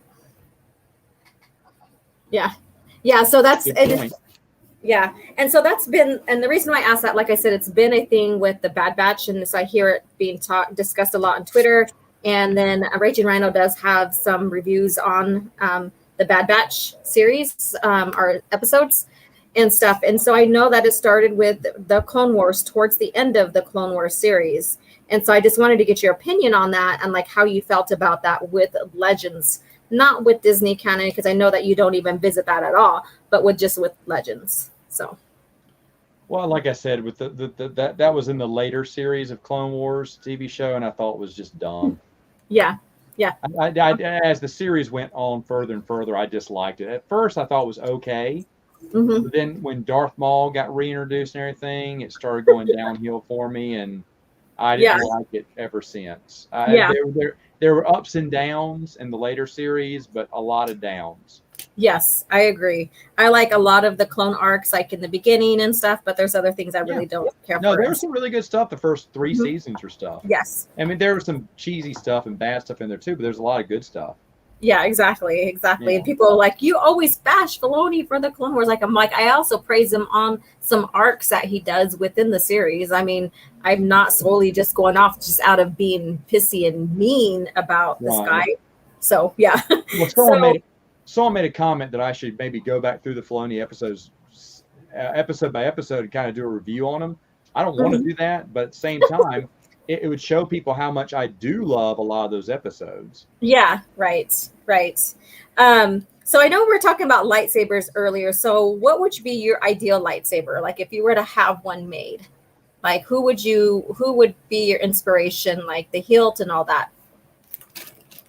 I don't know about the hilt and everything, about making models, but I know what color. I think I've said this before. I don't think there's ever been an orange blade, unless the comic books may have shown one here or there. But I think I'd go with an orange blade because it also looked like a flaming sword, too. And it's a unique color that I haven't seen in the books. Again, I'm sure someone painted an orange lightsaber in the comic books. But for the books, I really would go with that color. And I don't know what I'd fashion it out of. a sleek design like Mace Windu's, but without the gold. Oh, okay. Awesome. And then Magneto Alex basically says, like the 2013 Brian Wood comic gold. That's garbage. That's Randy Stradley trying to show off and say we can do a better story than the EU, and they couldn't. Those books were awful. Awful. All right. So basically, let's get into this. They've also had a bronze lightsaber, by the way. Bronze? Oh, really? It was bronze, I believe. You can correct me if I'm wrong, chat, but I believe looks like bronze. A big glowing turd. Jarek's. Video games and comic books. I'm sure someone had it. Yeah. Yeah. And then Chaos says Mortis arc, my favorite due to Anakin's chosen one destiny and the nature of ones by them being the only Celestials we see in Star Wars media. I know. I hated that. I hated that entire series, and then of course, Fate of the Jedi happened. I was like, oh come on. Yes. I mean, and then you gotta like it. You gotta like it. And then they destroyed it by having Rey being the chosen one. Did you know that Troy Denning had no idea how they were going to explain Abeloth until those episodes came out? And went, I know what we can do. Yeah, the Mortis arc. Might as well link her to the Mortis arc.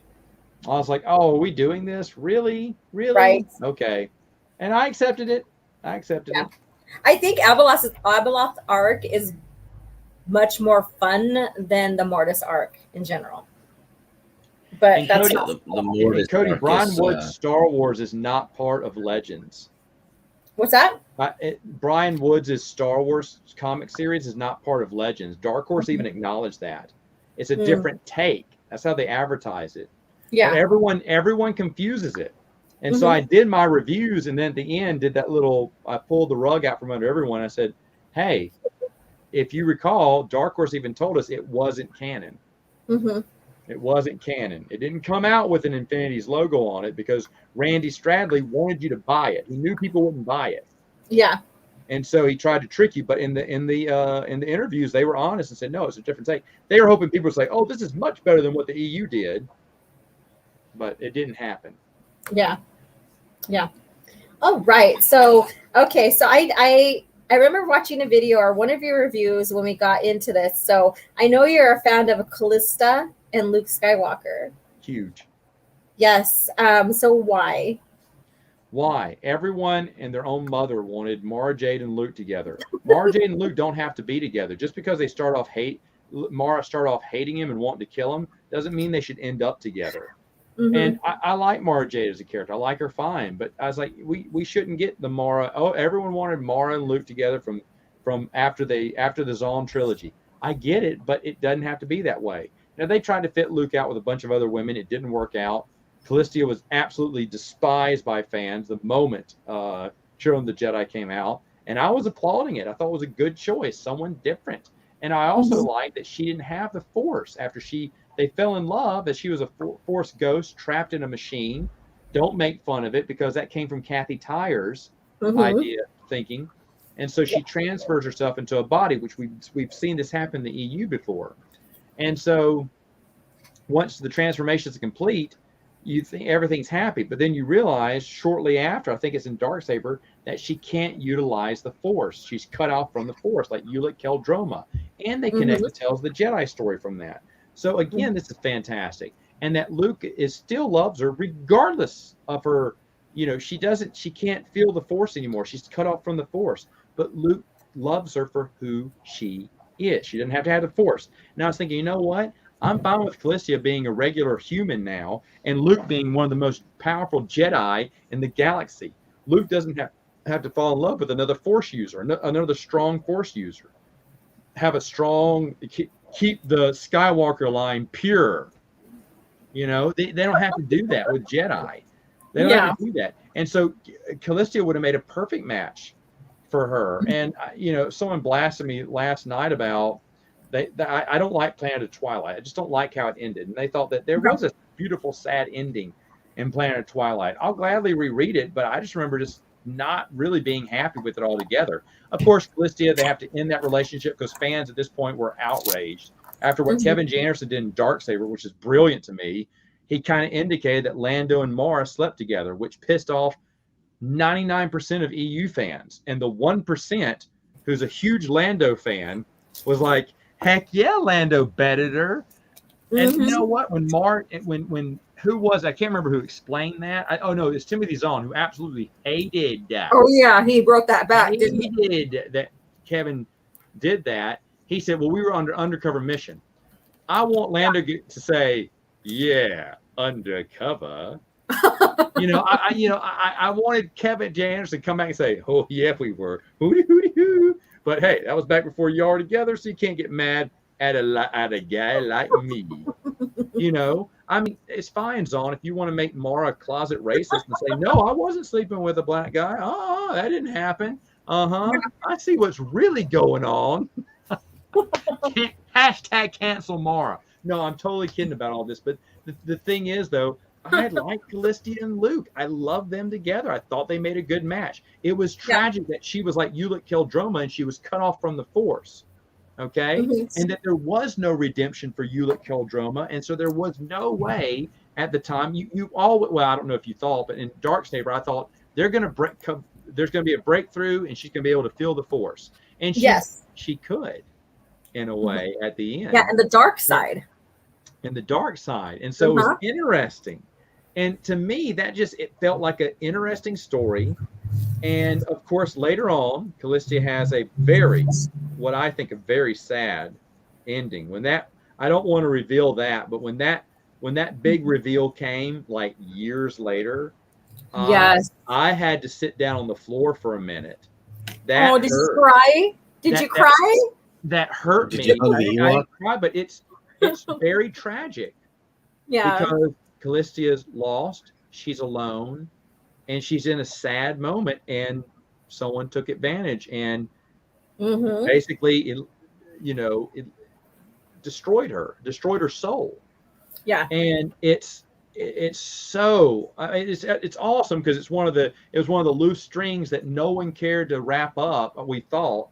But then later on, Troy Denning, in his brilliance, with whoever else was in the room, said, "You know what we could do," and it's a gut punch that doesn't get talked about that much.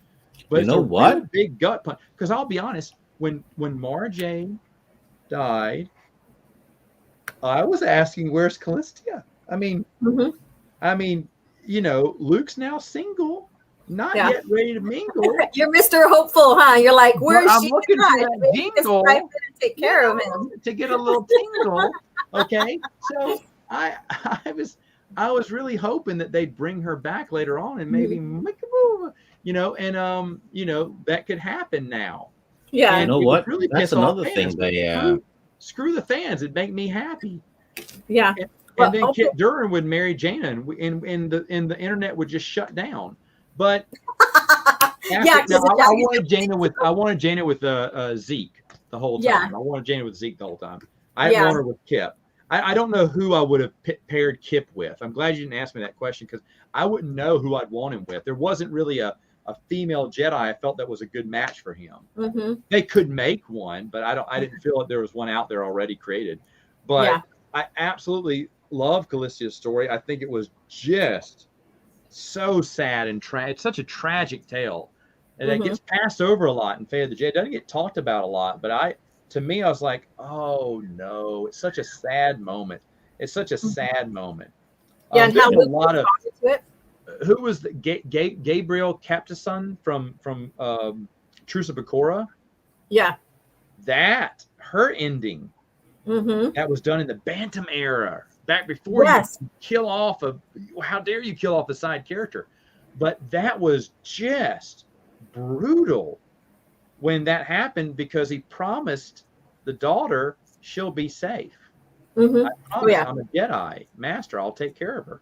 That's another thing though that the people that bashed the EU, it was the Calista transferring her essence into another body, right? That was big time stupid. And then that's what Palpatine tries to do in Episode 9. Yeah. Crickets. There you go. Yeah, crickets again when you hear this. But the what? What? They're not saying anything anymore. Yeah. All those haters, they can't say anything because they got big, huge egg on their face. I talked to a buddy of mine who I absolutely love him, and he was supposed to be my original co-host for Prince of the Universe. He just didn't have a mic and a setup to do it. And he hates the expanded universe outside of Timothy Zahn's books. He hates it. He applauded that it was destroyed.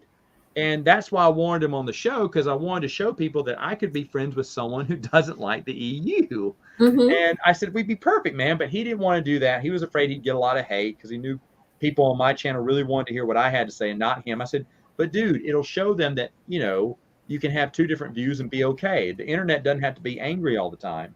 Exactly. And you can have opposing views. Yes. I poked fun at him because every new story that came out, I said, now you told me you hated the Sun Crusher, right? But could the Sun Crusher do what the Star Killer? I don't want to hear it. I don't want to talk about that. Okay, that was really dumb. The movie was great, but that was dumb. I was like, okay. Yeah. And then episode 8 came out. I was like, what alien species was stupid? What alien species was stupid? What about your little, what are they called? Furbies? What are they called in episode 8? I don't know. I can't remember. Oh, porgs. Porgs? Yeah, porgies. Are you getting the porg stuff? He's like, shut up. Okay, those were stupid, but they weren't that big in the film. And to be honest, it was a great film. Oh, really? Really? Okay. All right. So then, of course, episode 9 comes out. I said, hey, you always told me the thing that you hate most is Dark Empire. He went, stop. He said, I just really, he said, the sequel sucked. He said, okay. And he just admitted, he said, the sequel sucked. The new canon sucks. Everything sucks. He said, I don't want the EU back, but I don't like the new canon either. So he's just miserable all the same. Now, I love the guy. All around miserable. Yeah. Poor guy. I feel bad for him. And I'd still love to have him on, but he's afraid if he comes on the channel, he's going to get tons of hate for not liking the expanded universe. But I just love him. I love it. He's truthful. But one of my early videos, when I talked about Timothy Zahn's trilogy and how it people say they love Timothy Zahn's trilogy, but they hate all this other stuff. And I was like, guys, this is where they got the idea for the Vong, was Timothy Zahn's trilogy. Nothing can exist outside the Force, except for Yas Salamari, right? Who created a bubble outside the Force. And Thrawn said there was a threat outside of the galaxy that he was preparing his people to do battle against. Now, to Zahn's credit, he didn't have the Vong in mind. He said he just thought that was a cool idea for Thrawn, but it makes perfect sense in the EU. And so all this other stuff that he was hating on, I said, well, let me tell you what, if you like Timothy Zahn's trilogy, then why don't you like this? Because this is where this came from, this came. And I remember we had the great dinner together one night. He was like, I hate you. And just kind of, he knew he didn't have an argument for it. But sure married a possessed data pad, carried it around. Yeah, that's right here. I wanted to read that one here. And then Open-Airlock, your name is now put in for the drawing for coming here and supporting the live stream. Yeah, so I think Luke should have married a possessed data pad and carried it around. Because droids, data pads, all their lives matter, right? But to be honest, they would never have paired Luke with anyone else because fans would have been outraged. But I believe Luke should have. Callisto would have been a great storyline to renew their love. And then Cody Sparks says Kip and Jaina all the way. I was Jaina and Zeke. Kip, I didn't have anyone for it. And in fact, Kip was Jaina's master for a short time. It should have been Lando and Jaina, because Lando couldn't have Leia, so he goes for Jaina instead. Oh, you just like twisted that right there. Yeah. Imagine that. Han Solo pissed. I'm happy with Lady Tendra. I'm sad that we didn't get to see more of them and their marriage life and Chance. I wanted to see more of Chance too. I wanted to hear, and that was a big faux pas, I think, with the Del Rey era, is they rarely used Lando. Outside of the New Jedi Order, he kind of sat in the background, guest star appearances here and there, and was treated like a secondary character. And I seriously do love Lando. I think Black Fleet Crisis, Lando's B story with Lobot and 3PO is great. Agreed. It's nothing to do with the main story, but it's fantastic. I actually read that series last year for the first time, and I only liked the Lando story in it. That one was awesome. So good. It has nothing to do with the. I mean, at the end they kind of connect things, but it has nothing to do with the main storyline. But it's just great. Lobot and Lando together.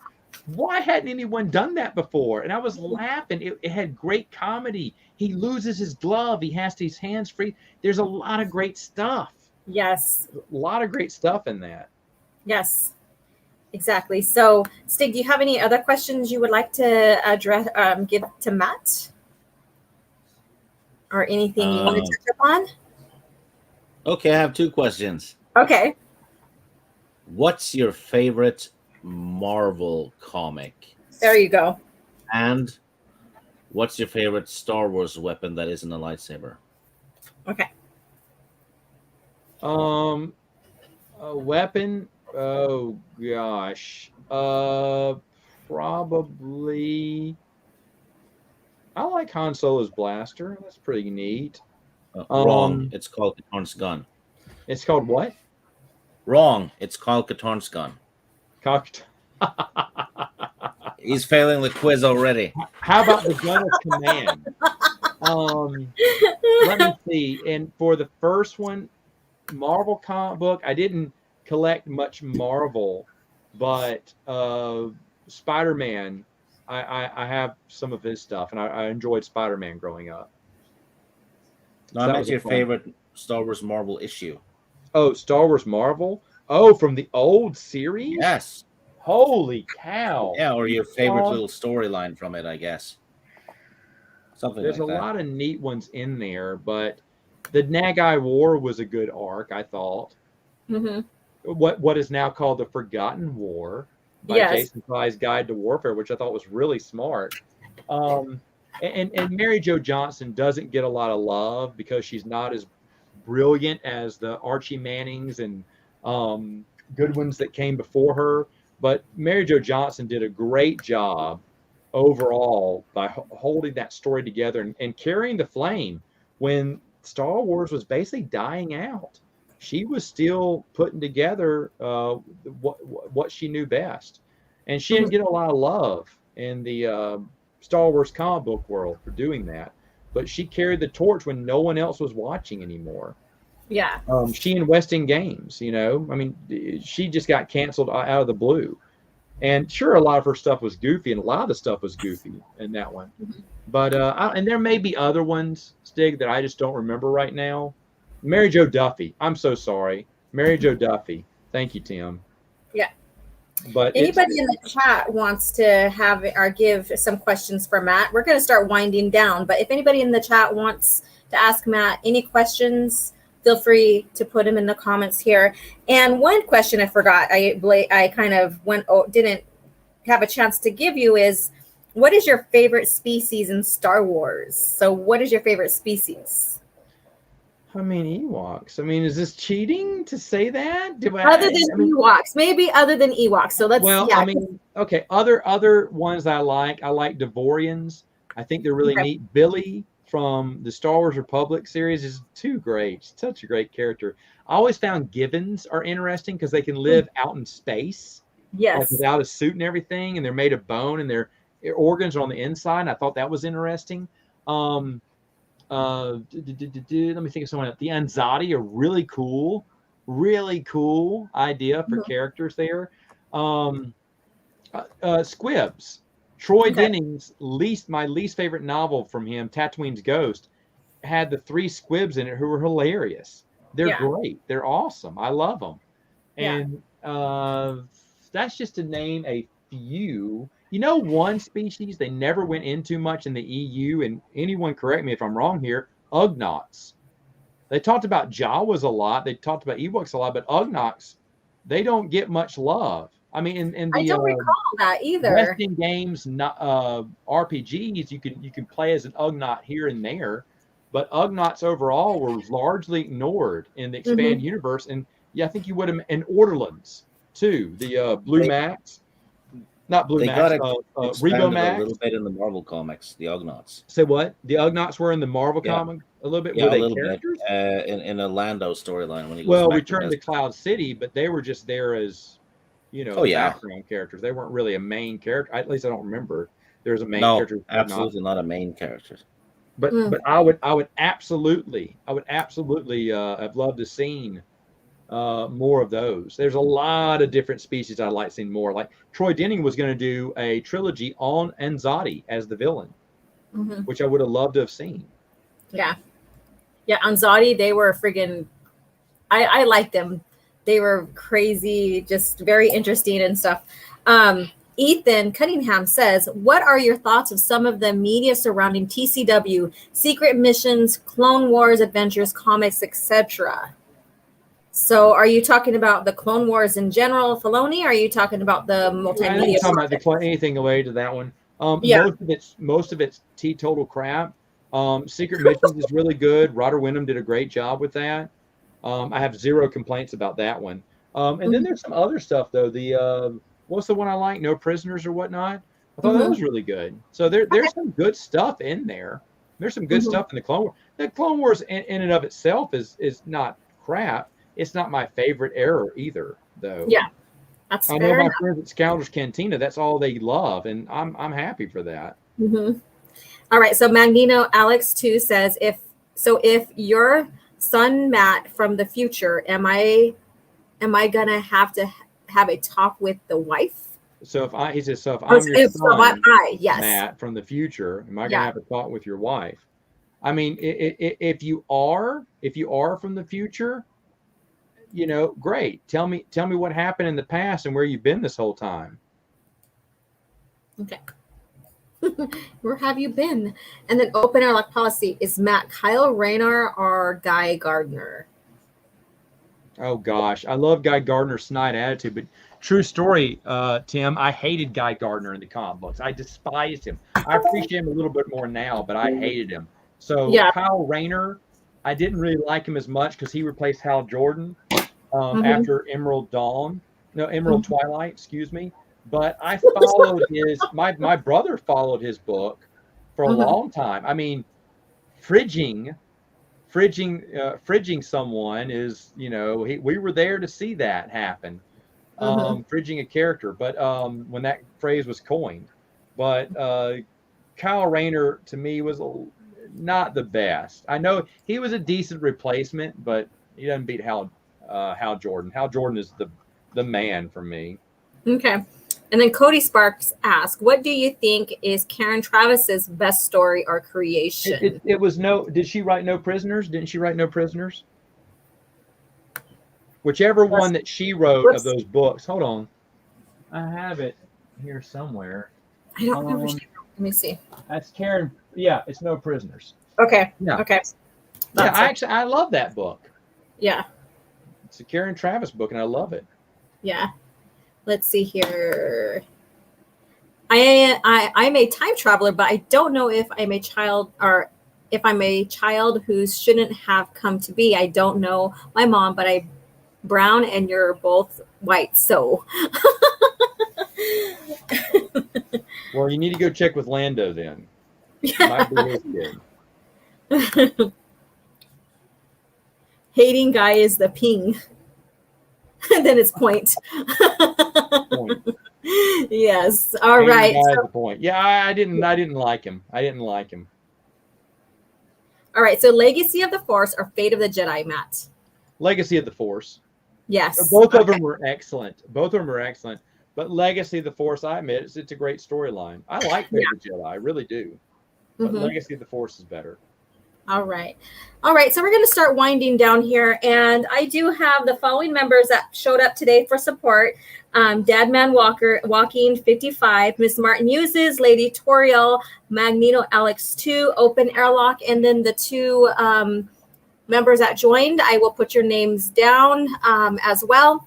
Thank you guys for your continued support, and thank you for the chat. Stig, do you have anything else you want to address to Matt while we still have him here before we close out? No, I don't think so. Okay. All right. And thank you so much, Matt, for being here and, going through some of my hard questions I gave you. Thanks. This is actually fun. Thank you so much for having me. Yes, thank you so much. I'm just happy I knew Kip DuRan's planet and Matt didn't. Well, secretly, you're a bigger fan than I am of Kip DuRan, I think. I don't mind him. Emo? My only problem with him is that he's a bit of an emo, but and he should have been court-martialed or something, right? For that's it. Other than that, I like him. Oh yeah, and look, Open-Airlock has to come and say something too. Look at that. There you go. Exactly. Yes, Tim, I did give him some tough questions. And we have Tim. I will have Tim on Talking EU this Saturday. And of course, I'm going to be grilling him with some awesome questions as well, quizzing him and all this other stuff, and just generally discussing EU, nerding out on the lore. So it's going to be fun. Yeah. Yes, it's going to be fun. And then again, let me pull this up real quick. So any member of the channel comes in and supports during live streams, your name will be put in a drawing to win a copy of this painting. So I named it Mistress of Rattatak. Has the planet behind her and everything. This is non-Filoni Ventress. So this is classical Ventress, what I like to call classical. And then here is the schedule here. So on the 14th, Talking EU with Open-Airlock policy at 6:30 p.m. Pacific Standard Time. And on the 21st is literature review, and we are reviewing X-Wing Rogue Squadron. And that is at 1 p.m. And on the 23rd, a collaboration with Open-Airlock policy, having both channels combined with our channel members where they can ask us questions and what have you. And that's at 6:30 Pacific Standard Time. And additionally, those who come in, even his channel members, will be entered for a chance to win the painting as well. So that will be extended out to his channel members during that live stream. So stay tuned, and we hope to see you guys in the chats. That would be so much fun. And you guys are awesome, just plain awesome. And thank you again, Matt. It's always a joy having you on the stream, or me going on your stream and just chatting, having fun, laughing, making fun of things, and just having a grand old time. Thank you so much. Thanks for having me again. It's been a lot of fun. Yes, even with Stig here, it's been fun. Yes, even with Stig here. And do you have anything you want to add? Like, what do you have coming up, Matt? Well, everyone kept asking me. I asked for what other top 10s, top 5s you want me to do, and everyone overwhelmingly said characters. So I'll start doing characters this month, and I got one. I think this week it's going to be a topic that Chris Nelson gave to me about 3 things I'm tired of talking about with the EU or arguing with people. So that's probably coming out next, and then I'm going to do the character stuff and stuff like that. So lots of those fun things coming out. Okay, good, awesome. I know you have your videos about George Lucas and the EU and all of that. So people who are interested in that, you did your homework on that and provided information about George Lucas and the EU, how much he supported it. So some of those supporting the EU, defending the EU videos are awesome. So yeah, that's what got me on the mat, was defending the EU and then running through the entire series, which, to be honest, it's kind of wild that ended a few months ago. It feels like just yesterday to me. Yes. Yes. But that ended, and so yeah, there's more. There's always more. It's always there. Everyone got upset when I stopped doing the defending the EU videos, but there's so much to talk about in the expanded universe, and it's so much fun because there's so many more people talking about it than when I started, and that's awesome. I get to watch more than I get to produce now, and I think that's just great. It's great to hear people are still reading books for the first time and everything. That's excellent. That's excellent. Yeah. So I'm just super happy about all this, and that it keeps growing. Supernatural Encounters is coming out later on this year, soon, coming out in September. And also, you definitely want to look at the website, theexpandeduniverse.com, which has a lot of articles and everything. I practically dominated July with my I talked about Luke's first Jedi Academy class. I went through and did a deep dive and see who were all identified as part of his first class. And then I went a little bit further and talked about people who I thought was definitely in his second class. Okay. So you can go back and check out those articles too. And there's lots of great stuff that's going on the website as well. All right, so you guys go and support that. I don't have the website link in the description. I will get that in there, and I will share that on Twitter. Go and support the website. A lot of great information there to nerd out on, to do research. You know, everybody that contributes does their homework, and they're all interesting. And thank you, Matt, for that as well. You know, my channel may be just small compared to his extent with the EU and help keep it alive, but I am happy that my channel is one of them that's going to give you guys more of the EU as well. So thank you again. And Stig, where can we find you? On your channel. Okay, this is on my channel. And, well, sometimes I'm on Mara's channel on Wednesdays. For the cringe factor, that's what it's called. But okay. Well, that's it. You know. Okay. Oh, sometimes I'm on Matt's channel if I'm awake. Yeah, if he's awake. Yes. All right. Thank you guys so much for coming in and supporting. I appreciate all your guys' support. It's just what keeps my channel going. Thank you again, Matt, for being here. And thank you, Stig, for coming on and co-hosting as well. And thank you again to the chat. May the force be with you.